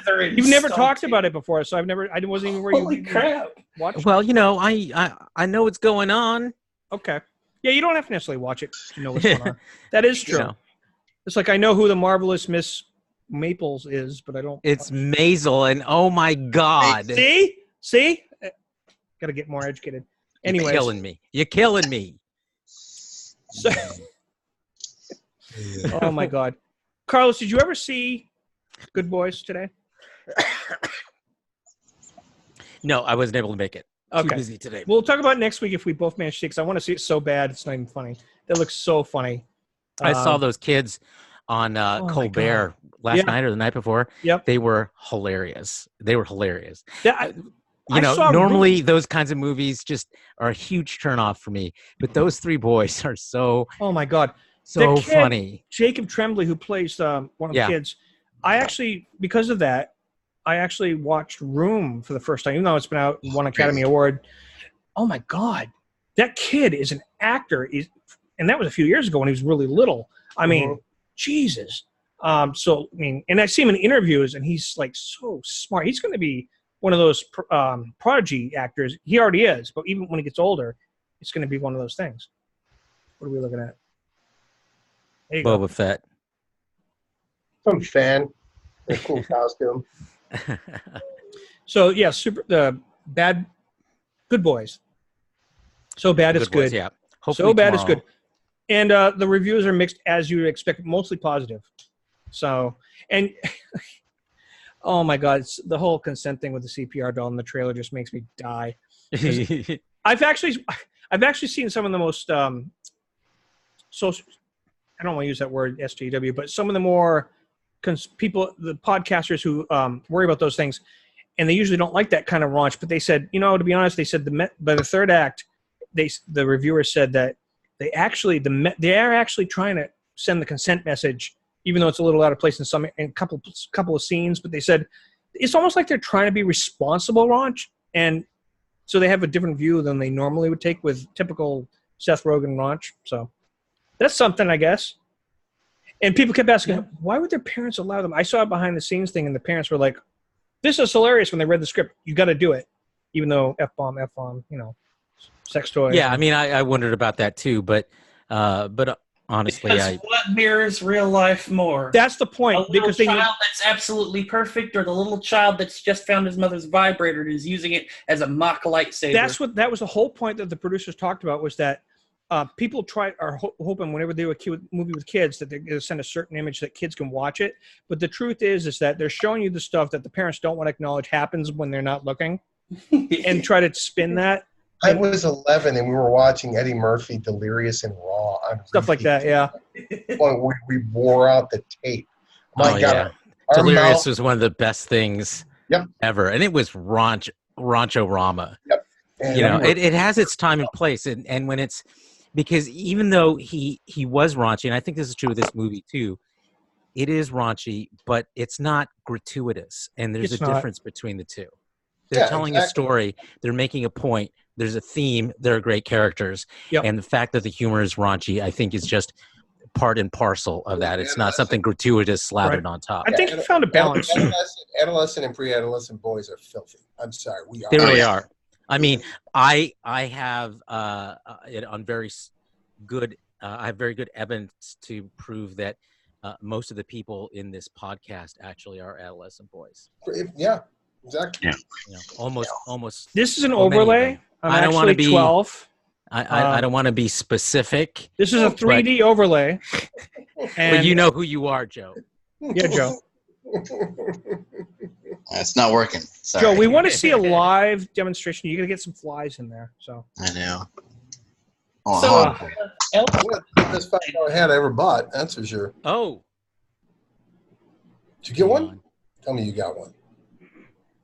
I could go get my stun gun, but I don't think I can catch a fly with it. Just make sure you don't show it off and kill it. I got mine too. Sean, thanks, Casey. Sean, why don't you tell us your belated review? Because you weren't here last week. Tell us your belated review of The Boys to start with. Sucked. Hated it. Your real review of The Boys. Okay, the real one. Okay. Nobody believes you, Sean. I'm still here even if my camera goes off. Okay. Here's the thing about The Boys. I thoroughly enjoyed it. I enjoyed it all the way to the end. And I guess I was a little bit less shocked than everybody else that it's going to end on such a cliffhanger. Like, not even a cliffhanger. It feels like the season was cut off midstream is what it felt like. Like, holy shit. Okay, next episode. Fuck, there is no next episode. What happened? Please, why only 8 episodes? You guys see that teaser trailer? I mean, look, not for nothing, but that shit looks ridiculously expensive to produce. I mean, it's pretty expensive. So what Sean is basically saying is they forced him to stop mid-piss. Okay. Kind of, yeah, exactly. Ooh. Well, you know, it strengthens the muscle. Yeah. Sean, before you continue your review, the reason I'm going to cut you off. Sean, there's a reason I'm cutting you off. No, it's an actual muscle. It really is. Sean, before you continue your thoughts on The Boys, just out of curiosity, did you see that thing that I posted that they released that was an actual teaser for the next season? No, I haven't seen it. I saw a teaser photo the other day. You want to run it? Yeah, run it, George. I haven't seen the. You keep talking about your review, and I'll find it to share. We're turning it to a clip show. Okay, so basically, why not? We're evolving as a show. You know, it's fine. It's cool. I think it's more fun when we can visually share this stuff. Anyway, we can all experience it together. As far as The Boys is concerned, I enjoyed it from the beginning. I started watching it on Friday early, and then I finished on at 6 a.m. on Saturday morning, and because I did not sleep because I wanted to watch it all the way through. That's how it went for me too. Yeah. It was one episode of the next. I thought it was very cleverly done. It was clearly a commentary on not just the superhero phenomenon so much, but it was a culture commentary of when it came out during the mid 2000s. And it's like I pointed out this before. I must have caught 3 direct George Bush references, quotes that came out of Homelander's mouth. And it was like, please tell me one of them was "You're doing a heck of a job, Brownie." I think he did say something like that. I mean, there was something in there like that. There was the "with us, not with us, you're against us" line thing, all sorts of mission accomplished. I mean, there was all sorts of things that were thrown in there. And it was it's interesting looking at it from a post 9/11 perspective, from that angle as well, and this notion of if you even look at Homelander and the Voight Corporation. It's a Voight Corporation, right? Is that who it is? Yeah. They're ones of the superheroes. Okay, it's like they're like a symbol for the military-industrial complex, is what they are. Period. And I'm not going to get into the plot here for people who still haven't seen it. All right, I found it. I'll share it in a second. But it was it was excellent commentary across the board. Some of the things just freaked me the fuck out, and I'm willing to talk about them now because it's been a couple of weeks. And if you haven't seen the first couple episodes by now, well, fuck you then. I'm sorry. You need to watch it. But what really surprised me is that at the very end, and this was done entirely for the point of that pilot episode in general was made to shock the audience, but not so much gratuitously. Is more of a matter of okay, we want you to understand exactly what you're watching getting into this. Okay, let's get past the bullshit because this is once you get past this episode, you may not want to watch anymore. First, you've got, of course, the scene with okay, what's the girl, the new girl, the blonde girl? What's her name? Oh, Starlight? Is that Starlight. It? Okay. So you said blind. I'm like, blind. No, I'm sorry. You get the opening scene, the opening scene with the what you talked about, the Me Too moment with Starlight, where she basically with the Aquaman analog here. He tells her basically he drops his pants and suggests this is what you have to do, right. And it's like everything that we see today, like you'll get nowhere. I'll say you lied. I'll say that you did this, did that, and of course the shocking thing was that she fucking did it. At the end of the day, she actually went into the bathroom and presumably, as we're led to believe, gave him head. It's not a really polite way to say this, but so that was step one. But then at the very end, basically they're saying this is Game of Thrones, not Tolkien. Get over it. Precisely. This, yeah. So, get used to it now. And then at the end, the most shocking scene to me at all was when was it the mayor of Baltimore or was it the governor of Baltimore's plane at the very end? Oh, I think it was the governor. Maryland, I mean.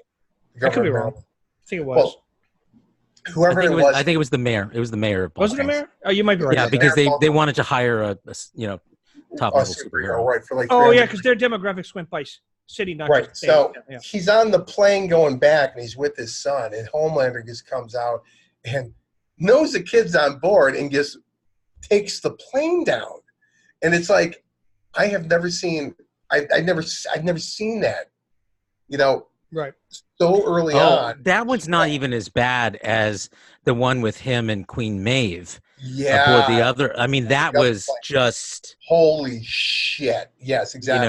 When the people are begging them. Those, like I said, the two scenes a lot worse in the comic. Shocked me the most. Do you guys want to see the two scenes on planes? That definitely. So I get through this. It can be very unsettling of a show, but it's very well done. It's very smart, very poignant.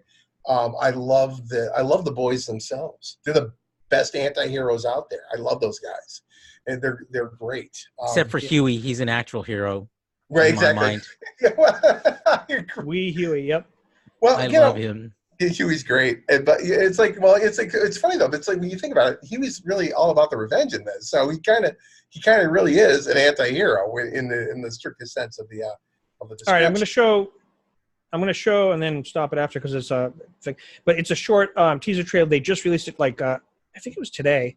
Yeah, it came out today. Amazon put it out for a season 2 teaser. It's pretty interesting. Ties into what happened at the end. So it doesn't really spoil anything if you haven't watched it because you won't understand. So okay, just play it. Press play. Press play. All right, let's do that one. Mute. Everybody mute. Here we go.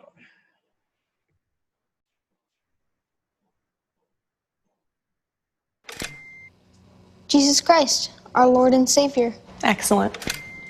The American flag. Baseball is my favorite sport. Favorite sport. Baseball is my favorite sport. Also known as the Stars and Stripes. Jesus Christ, our Lord and Savior. Excellent. Now for something new. This is a national holiday called Thanksgiving.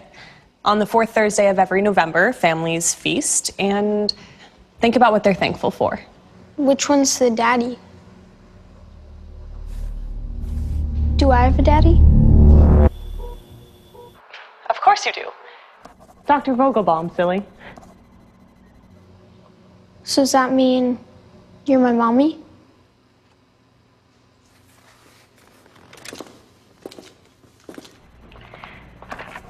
Sure. I can be your mommy. So you love me? I do. And you'll always take care of me? Always.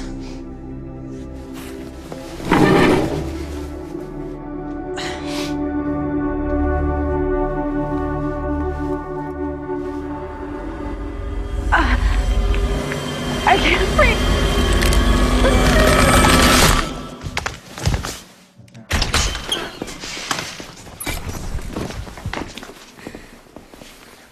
It's okay.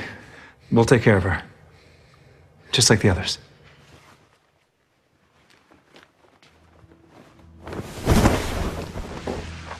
Today we had another incident. But this time the subject was not driven by anger, but by something else altogether. I told Dr. Vogelbaum that the subject was obviously suffering from isolation-induced depression, but he didn't respond. He just told me to find another tutor.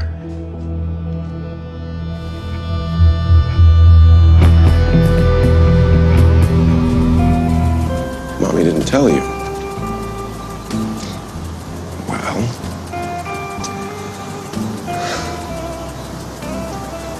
I'm your father. We are a family.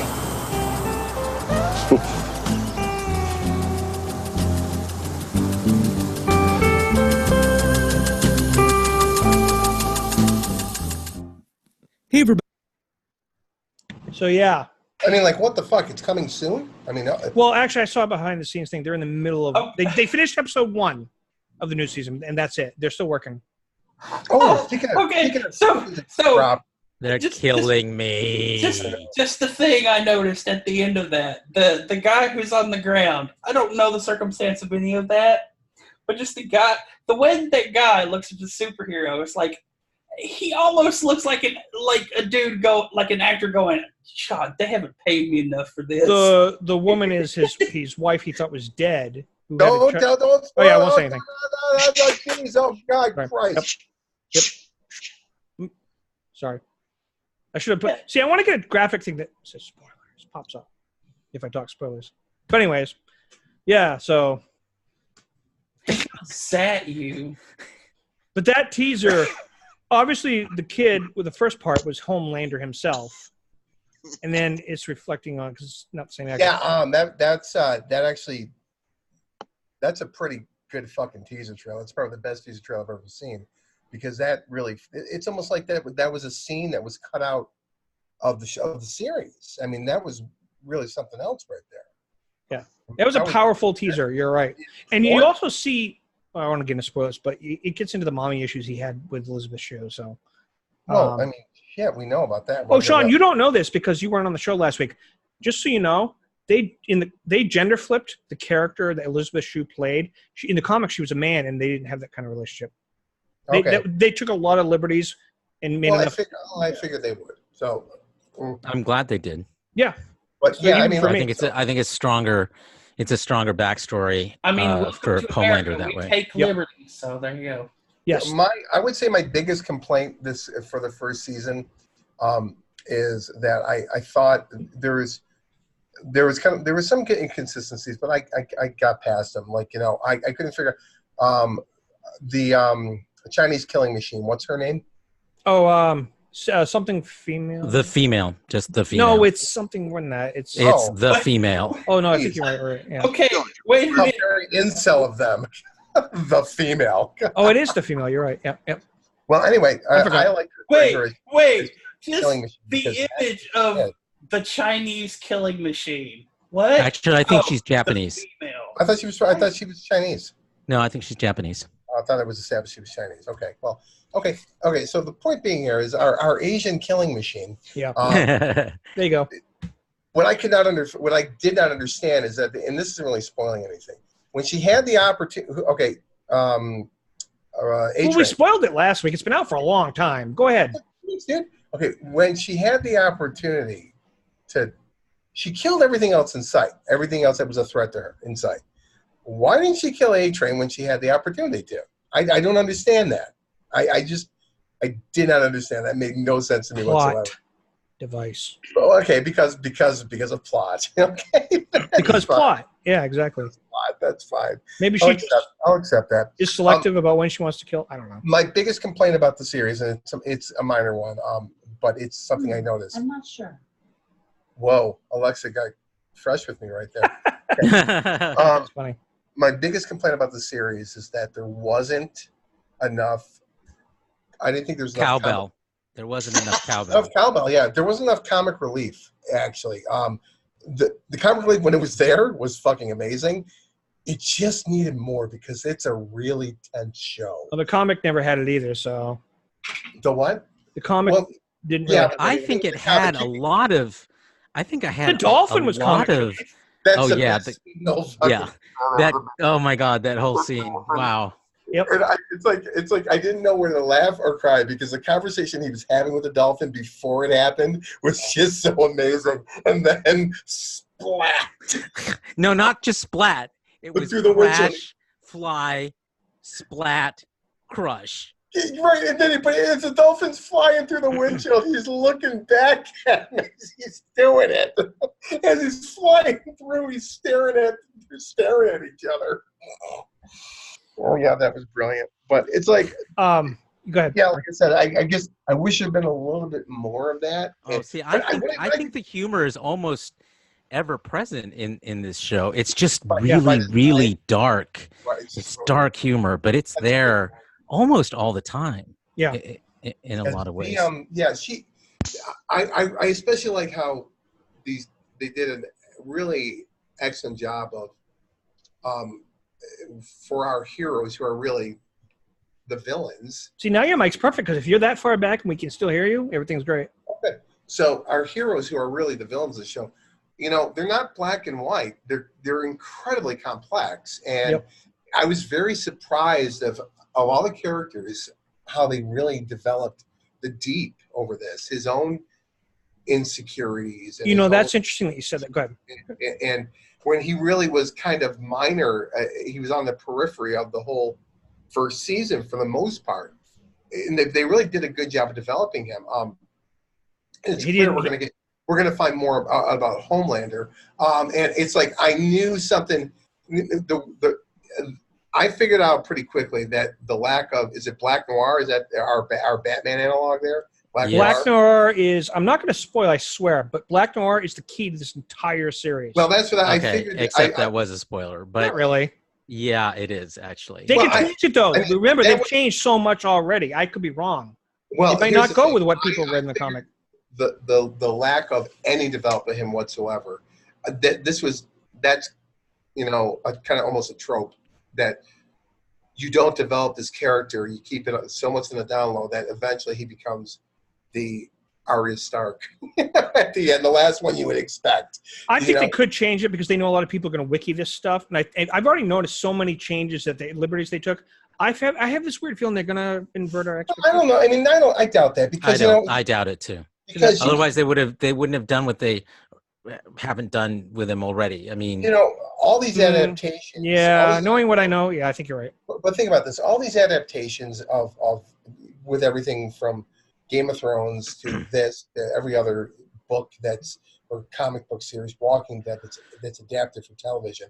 I mean, they run the risk of that with all of this. That people are just going to look it up on the internet. What happened in the source material? But the fact of the matter is if you're going to do that, what's the point of watching the shit to begin with? You know what I mean? Why bother? Why bother doing that? I mean, it's one thing to like, I know Walking Dead fans who were reading the comic books years before they ever watched the show. And Game of Thrones fans, same thing, and it was like a parallel thing. But if you're just going to go back while you're new to the franchise, you're going to go and just read the comic. You know what? I want to quickly point out. Hold on. Let me finish. Go ahead. Because you want to see what's happening. I don't see the point in watching the show, period. That's my take on it. The difference I was going to point out, we talked about this last week with Adam, is the difference between The Walking Dead and Game of Thrones and The Boys is, in both the case of The Walking Dead and Game of Thrones, they were not finished series when the series picked them up. So they were still doing ongoing things with Game of Thrones, it's still doing that. And Walking Dead wasn't finished as a series either. And often when they adapt MCU, like what's the correct canon thing for Spider-Man or whatever, well, they're always changing it. So there's no one story that you're adapting. The Boys is a little different. It's done. They did all the stories. The graphic novels are done. They're not something they've restarted and done again. So when they adapt and change anything, it's like taking novels, not so much comic books. Yeah, I get it. Yeah, I get it. But that just kind it's one story that they're changing or adapting. That reinforces my point on this: is that if you know that, then if you're just going to look back and look it up, what's the point of watching the show? I mean, you want to be. I like. Well, the reality is there's no rules for adadaptation. It's just not. There's there's some accepted sort of general creative approaches, liberties, but there's there's some intellectual properties that they buy, and they buy it for the core premise, and that's it. And they don't hold true to the plot or the characters or whatever, but they option the material because there's something there that they want to develop. And in some cases they want to develop the same stories, and others they want the characters or just the premise or the setting or something. And so you can't assume that everyone's going to follow the same sort of process in adapting something like that. And you know something, Carlos, when we were talking last week about it, everybody kept saying there are no true heroes in The Boys. That's not true. I hadn't thought about it at the time that we mentioned this, because Huey has done some bad things. The one true character that's been consistently the good person is Starlight. It really has. That's a good claim. Yep, I'll go with that. I mean, she's kind of tempted by things, but she hasn't done anything really bad. She tries to stay true to her values. She has really the entire time. That's what she's done. Right. Speaking of adaptations, completely off topic, but back to the STLV. Do you guys remember the series from 2009? I think it was called Flash Forward. Do you remember this series? Oh yeah. Yeah. I actually had. John Cho was in it. I don't remember. Yes, I remember the title. That's right. He was. I'll be right back. Keep going.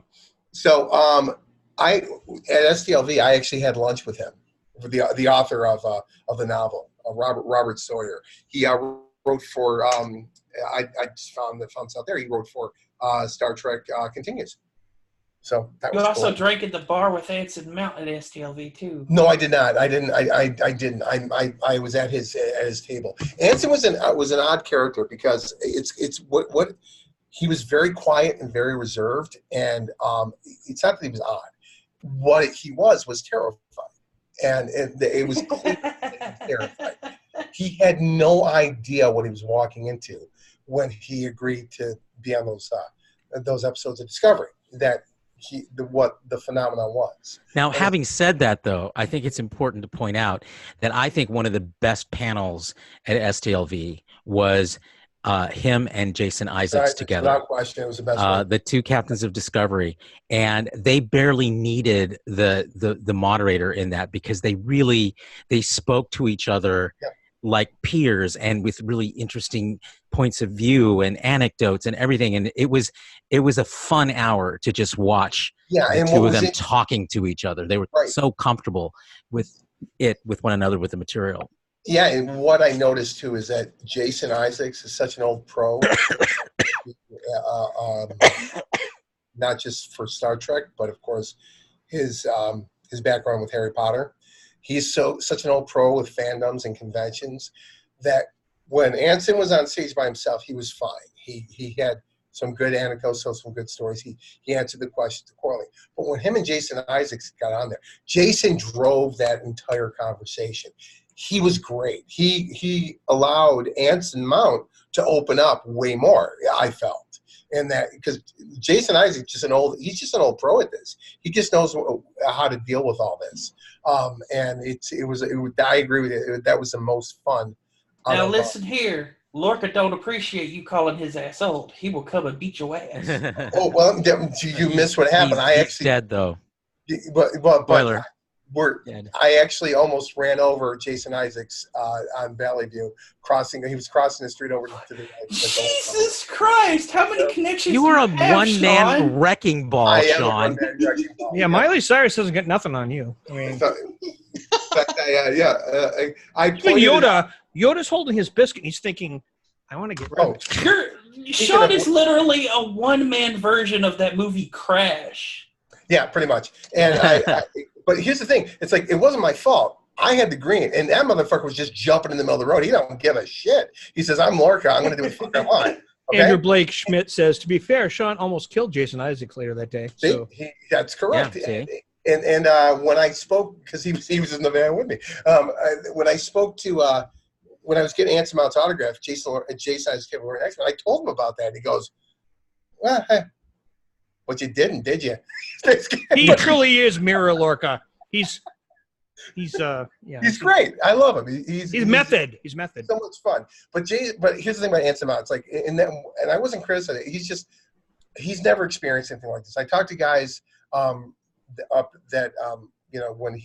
he went to Ticonderoga up at James Cawley's the Star Trek set tour. At a set tour, right? And he made it he told guys there, he said, "Look, I'm just over. I never expected it. I've had many roles over the years." He goes, "But, when I played Bohannon on Hell on Wheels, I never got this kind of response. And I was on that show for 5 seasons. But he's just kind of overwhelmed by it all right now.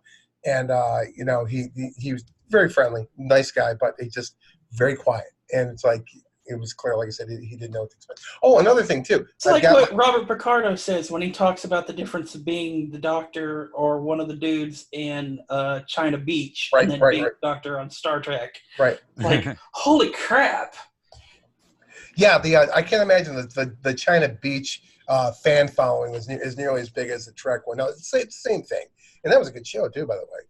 It was a good show. It was a great show. I miss that show. Oh, speaking of which, I got an autograph. Dana Delaney, was that her name? Yeah, she was a great actress. She was in there, yep.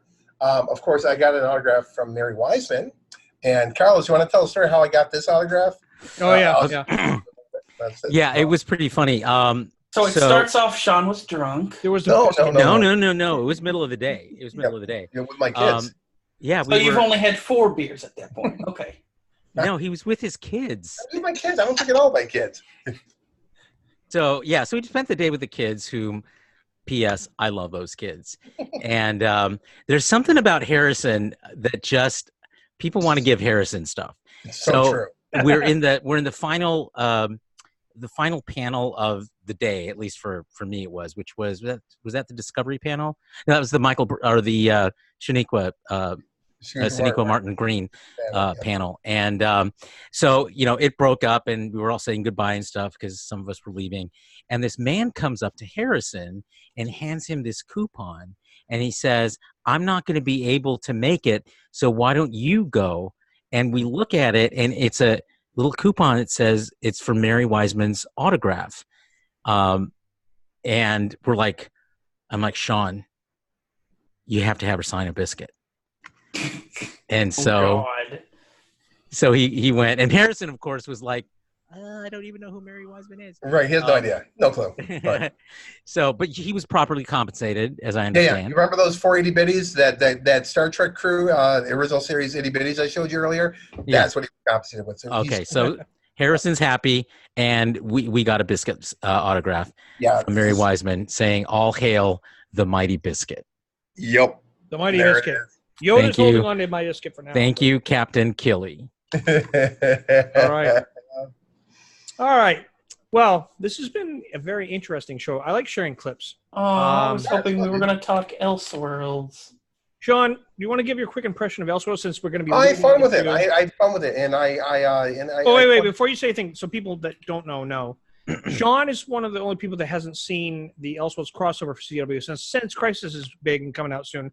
I did. I've seen it now. Right. No, I'm just saying now you've seen them. So I've seen it now as well. Oh, all right. Let's get both of your impressions. I've been catching up on my my Berlanti verse. Did you love that Smallville moment? That Smallville moment? Yeah, and that was I enjoyed that a lot. I love him as Superman, by the way. I think he's great. Tyler Hoechlin? Yep. Yeah, he's excellent. He's perfect as Superman. But I was going to point this out that it was a very fun crossover in general, and I love the Monitor, the guy that plays the Monitor. I think he's great. He's been on Arrow too, so We'll be seeing more of him. Oh yeah, he's such a good kind of Q type. His voice is awesome. Yeah, and if you look at the comic book, they actually have him match the comic quite a bit. Yep. Do they? They cast a really great actor, from the original Monitor in the comics. Yeah, and one of my surprises about this is when they went to Gotham. It was really funny because here's what I realized is that, like, Stephen Amell looks ridiculous in the Flash's uniform. He just looks absolutely. I know, with the stubble. They did. That's why they did it. It was funny. So bad. It's like so ridiculous. So, but no, I was going to point out when they went to Gotham. What I am not a fan of.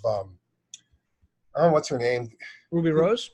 Thank you, Ruby Rose. I'm not a fan of Ruby Rose. I don't. I didn't. Humbug. Well, but You're here's the thing. Scrooge of comics, Sean. And here's the thing. It's like when I heard that she was going to be Batwoman, I was like, okay, whatever. I love her now. Just from those. With the right directors. Anyone. Dude, I came. She's like, yep, I love this girl. She's great. That's the king. If the director has a vision of how they can pull that performance out of an actor, don't give him a shot. Like Gal Gadot, she's not the best actor in the other things she's done, but she's great as Wonder Woman. Because they figured out a way to draw on her strengths and not her weaknesses. And that's what we talked about this before. In general, they have done a really good job of casting everyone. On all these shows. And that's one of their. Yep. Did you ever expect that Ralph Digby would be around as long on Flash as he's been around? I mean, seriously. He's a great character in the comics, but I never pictured him. Invested a lot in that character. I wish they had done Plastic Man. No. Elongated Man is a much better choice. Yeah, maybe. But see, that's the thing. Digby in the Flash is kind of a not so Wells character. Yeah, kind of a little bit. Yep. Like he has these flashes of brilliance, whereas Wells is brilliance, emotional breakdown, brilliance. Well, you know what the thing about Elongated Man is that he's been a huge Justice League member and popular character since the 60s, and nobody knows who the hell he is. They make fun of that in an episode of Justice League Unlimited cartoon. Him and Booster Gold, nobody knows who the hell either one of them is for the most part. But Elongated Man is like one of those characters that's never been on screen before. I thought he was I thought that was Plastic Man. That's what I thought. Well, that's why they made that joke where he almost picked the name Plastic Man. Yeah. Because the two of them are both in the Justice League, but Plastic Man's more powerful than him as far as what he can do. Characters? Seriously? Yeah. I did not know this. Eel O'Brien is the real name of Plastic Man. Okay. All right, I'll go with that. He used to be a villain or a criminal. He used to be a Filmation character that they brought over. They bought the rights to him. Yeah, I remember him on the old cartoon. Oh, no, he goes way back before. Oh, yeah, you're right. So you guys kept saying last week the Monitor's evil. The Monitor's evil. Is he, though? Perspective. No. The no, there is an anti-Monitor. He's the big dude from Crisis. There's also an Ex-Monitor, too. So. That's right. So before we sign off, if we're done with our DC Universe review, shall we find out what we've been watching or reading or listening to lately? Yes, but I'm going to have to think for a second because I know there's something. Well, I'll start off with mine because this just dropped a couple of days ago, and I'm so glad it's back, and that is on Netflix, the series Mindhunter, which I got super addicted to. It is about the birth of the FBI's behavioral sciences unit, which are the people who basically profile serial killers, and how they started. And basically the FBI had no interest in this kind of thing. And they managed to, develop this, the serial profiling protocol completely under the radar. And Jonathan Groff is in it. It's directed by, I'm blanking on his name. David Fincher. And anyway, it's and so it's about how they're tracking these serial killers back in the 70s and early 80s, using this new protocol and the characters behind doing that and how they get they do it basically by interviewing these serial killers and really trying to get in their heads, and in turn the serial killers kind of get into their heads and things go crazy. It's a very dark, deep, intense series, and it's fantastic. Awesome. So second season just dropped on Netflix, and catch up from the first season, watch the second season. It is riveting. It is hard to stop watching. Yep, it's by far my favorite series on Netflix. Period. And I was excited. I was about to mention to you before you brought it up. By the way, did you realize Mindhunter season 2 dropped? Because that's the next thing I'm gonna pick up too. I'm currently, like I said, I've been deep diving because I'm caught up with almost everything except for my Berlantiverse stuff. You kind of have an idea. I'm in the middle of season 6 of Flash, middle of season 7 of Arrow. You're pretty close to caught up. Wait a minute, they haven't had a season 6. You're talking about 5 with Nora. 5. I'm sorry. Just making sure, because I was going to say 6 hasn't started yet. Anyways, I know. The only one I'm really exceptionally behind in is Supergirl, which I'm still like in the middle of. Don't feel bad about that. That's the thing. That's the thing. The only time I watch either Arrow or Supergirl is because of the Flash crossover. Right. Same with Arrow. For me, Arrow, for that reason. Arrow, and I honestly don't get. See, here's the thing. Watching Elseworlds, okay, Superman, that's cool. I don't give a shit. Yeah, I mean, it's cool, but yeah, it's funny because I had to track down the episode for the Elseworlds, and it occurred to me when I went into my Netflix queue, that I literally had stopped watching Supergirl for the Crisis on Earth X one. That's my favorite so far of the Crisis. That was better. I agree. But you know what? You got to admit though, the woman they cast as his Lois Lane was perfect. She reminded me of Margot Kidder. She was great. Oh, I love her. Oh, she's great. Yeah. I totally agree. She's like a Margot Kidder reincarnation. Right. It's a you know what her casting is. I'll compare this to the casting of her as Lois Lane is similar to the casting of Carl Urban as McCoy. I would agree with that. Yep. Dead on. Mm-hmm. Yep. So for sure. For me, the show that I finished not binging, like I spread it out. I kept hearing how great of a series this was. I was curious, so I started watching it. It's an older series, but Bill Paxton is the star of Big Love about the. You've talked about this before. Not on the show, I haven't. Yes, you have. No, I haven't. Yeah, you have. The Polygamous Family. Yes, you have. Well, I'm just saying I finished watching the whole series. Even if I've talked about it before, I hadn't finished it at that point. Oh, okay. I just finished 5 seasons. Incredible show. The whole story is fascinating, and it ties into things that really have been happening in real life. But, oh, my God, Bill Paxton, I'm so sorry that he's passed because he was incredible in this show as the lead. So, yeah, Big Love. It was huge when it came out. I didn't even know it existed back then. So it ended in like 2015. There's a lot of shows like that I've got to get hooked up. Chloe's 70 that made her career, I guess. But there's a lot. Her career was well on the way before that. Yeah, actually it was. She came back for it, but she had already started. You're right. But not Chloe 70. Yeah, her too. I'm thinking of someone else. But oh my God, what a great show.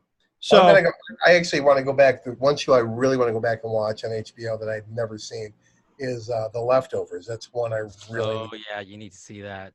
Oh, The Leftovers. Yep. I've seen that. The one with Liv Tyler and everybody. It's good. Yep. It reminds me a little bit about there's a couple other ones out there that have been I think I watched the pilot and the second episode, and it just didn't. The thing about The Leftovers that is so interesting to me is that each season, even though it's one continuous story, season is very, very different. They're like chapters. Yeah, jumping points of view, kind of. Even more than chapters. I mean, the tone of each of the seasons is very different, and they're set in different places. Each one is set in primarily a different. And I promise you, this isn't a spoiler, but to this day, between the Sopranos final episode and the Leftover season series finale, people are still debating what was really happening, and the conversations that if you look at podcasts or anything where they talk about what it meant, what was really going on in the final episode of The Leftovers is one of the most fascinating things if you've watched the series. But I think it's a little more definitive than the Sopranos. I agree, but Sopranos left you hanging at the end. There was a lot of by design. It wasn't even The Leftovers. Yeah, you're right. The finale was more. It had an actual plan, and there saw was it. some room though to figure out whether it was a story being told and you should believe the person or if it really Well, I mean happened. but that's just a question of interpretation, not a Right. question of Yep. story. No, I know exactly what you're saying, but like without spoiling for anyone who hasn't seen it, it's an incredible series. And when you get to and it makes you really think too about belief and what's real and just better than Lost ever did. The other thing that I binged this week, it's a short season. I think it's only 8 episodes. Was Russian Doll on Netflix, and if you haven't seen it, it is really cool. Playing with it's sort of a modern take on Groundhog Day times 1,000, and it is definitely worth a watch. I think each episode is only half an hour, but they pack a lot into each one, and it's deep, like philosophically deep, but also really Russian funny. Ball, you said? Russian Doll. Like Russian Doll. Oh, I've heard that's good. Yes, I've heard that's good. Also, I want to point out Glow season 3 dropped. If you're a fan, I am. I love that show on Netflix. So season 3 just dropped of Glow. Anybody know what I'm talking about? We haven't heard. Yeah, I know what you're talking about. We haven't heard anything about what Joe or Son have watched. But so, Joe, what have you watched? Not a series, documentary. Okay. It's called The Cave of Forgotten Dreams Oh, by Werner Herzog. Werner Herzog, yeah. It's about the earliest known cave paintings from humans from 32,000 years ago that were discovered in France. Yep. Oh, that was part of the Clan of the Cave Bear books. They used that. I know what you're talking about. Yeah, check it out. It's awesome. What's it it's on called? Amazon. Cave of Forgotten Dreams. Yep. They had to close it off to the public and to fix it before it goes because it was getting destroyed by the moisture or whatever. No, you're thinking of a different thing. No, I'm not. It's the one in France. It is in France, but this one was discovered completely by accident. It was way back. But it's from prehistoric times, right? Way back 32,000 years ago. I'll put it in the group chat. I thought it was the same cave. I think there's a cave that was used in the novels for Clan of the Cave Bears, the third book or something like that, in that series where her character Ayla gets to where France is, and they in that cave, and they explain how they drew everything. And that real life cave, they had to close it off to the public because the exposure to the air and everything was causing deterioration. So they had to get people to come preserve it and close it off to the public for a while. I find it hard to believe there's more than one cave in France like that. This wasn't open to the public. It was found completely by accident. I know. You couldn't just walk into this cave and see Maybe it. I'm wrong about the public part, but it sounds like the same cave. I wanted to point But anyways, out, I want to see that because it could be the same. we didn't get to talk about it, which is fine because I want you guys to see it. Pennyworth, the Alfred Pennyworth prequel origin story series. It's on Epix, but the first 3 episodes are free on Amazon Prime. And it doesn't look like it until you go in and you hit play and it plays. So they're there for you. They just buried them, but it's really fun. I guess it's kind of completely different than what you would expect from a Alfred prequel. So I recommend it. It seems to be set like in an alternate universe type thing too. So it's enjoyable though. It's a really good series. What about you, son? What have you been watching besides Flash? Well, I kind of can't say that I've been watching anything besides Flash. How far are you now into season 5? I just finished Goldface. Is that after the Ragdoll one? Yes. So yes. What did you guys think of that twist with Iris jumping off the? That was pretty. I love that moment. Remember when Barry felt? I kind of expected. See, here's the thing. You said twist, and I was expecting something different because when it happened, though, everybody was like, "Oh my God!" I expected that of Nora. Not Nora. You mean Iris? Yeah. Oh, yeah. I expected that of Iris. No. I just thought it was. We've pretty had epic. We've had this whole buildup of the past couple of seasons of her being absolutely terrified of everything, and then suddenly finding that groove when she gets command of the team, and suddenly she'll go and do anything because she applies the logic of her being a reporter to everything else now. And it's like, yeah, she would just jump off a building. Because she knows she could just, yeah. Anyways, I thought that was a great moment. I remember back when the episode aired, Carlos was like the only one. I think it was just me and him on the episode, to be honest. Oh, you showed up, I think, afterwards, but it was back in the TeamSpeak days. And I said, Carlos, you got to see this scene. And he even mentioned you, Carlos. You mentioned that you were surprised. You talked about a twist, and here I'm thinking, oh, it's gonna turn out that this kid is like some future version of Kid Flash. Honestly, though, and I'm like, when that's what I thought when you said twist. And then Ragdoll shows up, and it's the guy that got to play him, by the way, was on America's Got Talent for his contortionist skills. That was not special effects. The guy could really do that. Well, yeah. So. There was no real reason Ralph couldn't stretch out and grab them, but still, they had to make a drama. All right, so yeah, let's wrap up the show. That was a good show. You can find us here on Super Geeks. But Carlos, other than that, where can people find you? People can find me on Twitter at @cpedraza and at AxeMonitor. I'm on Facebook in the Axe Monitor Facebook group and the official Axe Monitor Facebook page, and of course on the web at axemonitor.com. All right. What about you, Sean? You can find me at Mos Eisley Cantina, where we don't like you and our friends don't like you either. Sean shot first. And don't forget, Sean shot first. Don't forget, we don't serve their kind here. Nope. Where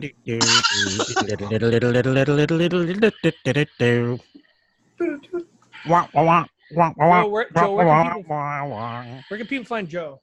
You can find me if you Google lightyearmodels.com.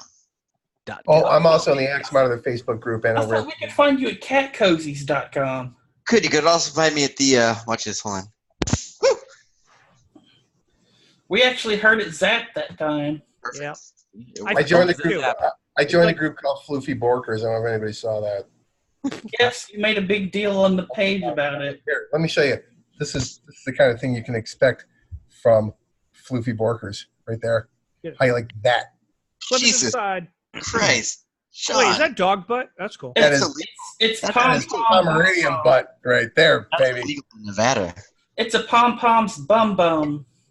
It's cool. illegal. I sent that to everyone. A Pomeranian's butt. Okay. Son, what about you? You want us to find you anywhere? Well, I mean, I'm still waiting on for YouTube. I know. Uploading shit to YouTube to share on my channel. Otherwise, I'm only ever in the group. It's going to be uploaded. Well, hopefully this week it will be. It will be uploaded this weekend. I mean, you keep making that promise every week, and you keep winking like you're not going to do it. So, I mean, I don't know what to expect at this point. At this point, I'm going to keep you surprised. Look, at this point, I'm still waiting for Steve to start up Troubles in Ecstasy again every month. And I listen to Yoda. He's the one that tells me, "Upload it, you will." Okay, fine, whatever. So that was this week's show. I want to thank everyone for joining us on Super Geeks. And next week, Sean, you have a couple things you want to give away for a special prize. We're going to have a special, different kind of contest. But Sean, what do you have to give away next week? I have actual digital copies, legit digital copies of both Avengers Infinity War and Avengers Endgame. Oh, my God. I am not going to use. Oh, my God. I figured I'll let you guys fight over it. I'm thinking about having our audience do something gladiator style. Ooh. Entertaining. And exactly. Perfect. Maybe cool dog pictures. I don't know. So yeah. So if you guys, I do want blood. I'm expecting that, but we'll figure out something to make. He's gonna have a week to think about this, folks. So this is gonna be. He's got to get rid of the pond farce. Yeah, it's gonna get nasty. You don't need me to have a week to think about something like this. That's true. This is gonna get ugly. So yeah, that's. All right, so that was the show for this week. We will hopefully get you guys to join us again next week, where Sean will get some blood from the audience, and that should be even more interesting. Yep. Always trying okay. Always trying to go forward and upwards, and bloody. Thank you for joining us. So Glenn in our chat says, "Hey, I should threaten you like Alec Peters with a lawsuit if you don't upload to YouTube, George." That's not incentive. I don't know what is. I mean, I do have connections to some people who have. Don't make me put this on. No, I'm not gonna do that. Legal history. All right. We might take you up on that someday, but right now we're good. Friendly show, friendly nation, friendly audience. Except for next week, it's going to be blood. There will be blood. Have a good one. Good night. Goodbye, people. See you, Yoda. Get rid of the biscuit. It's going to get fruit flies. Go home.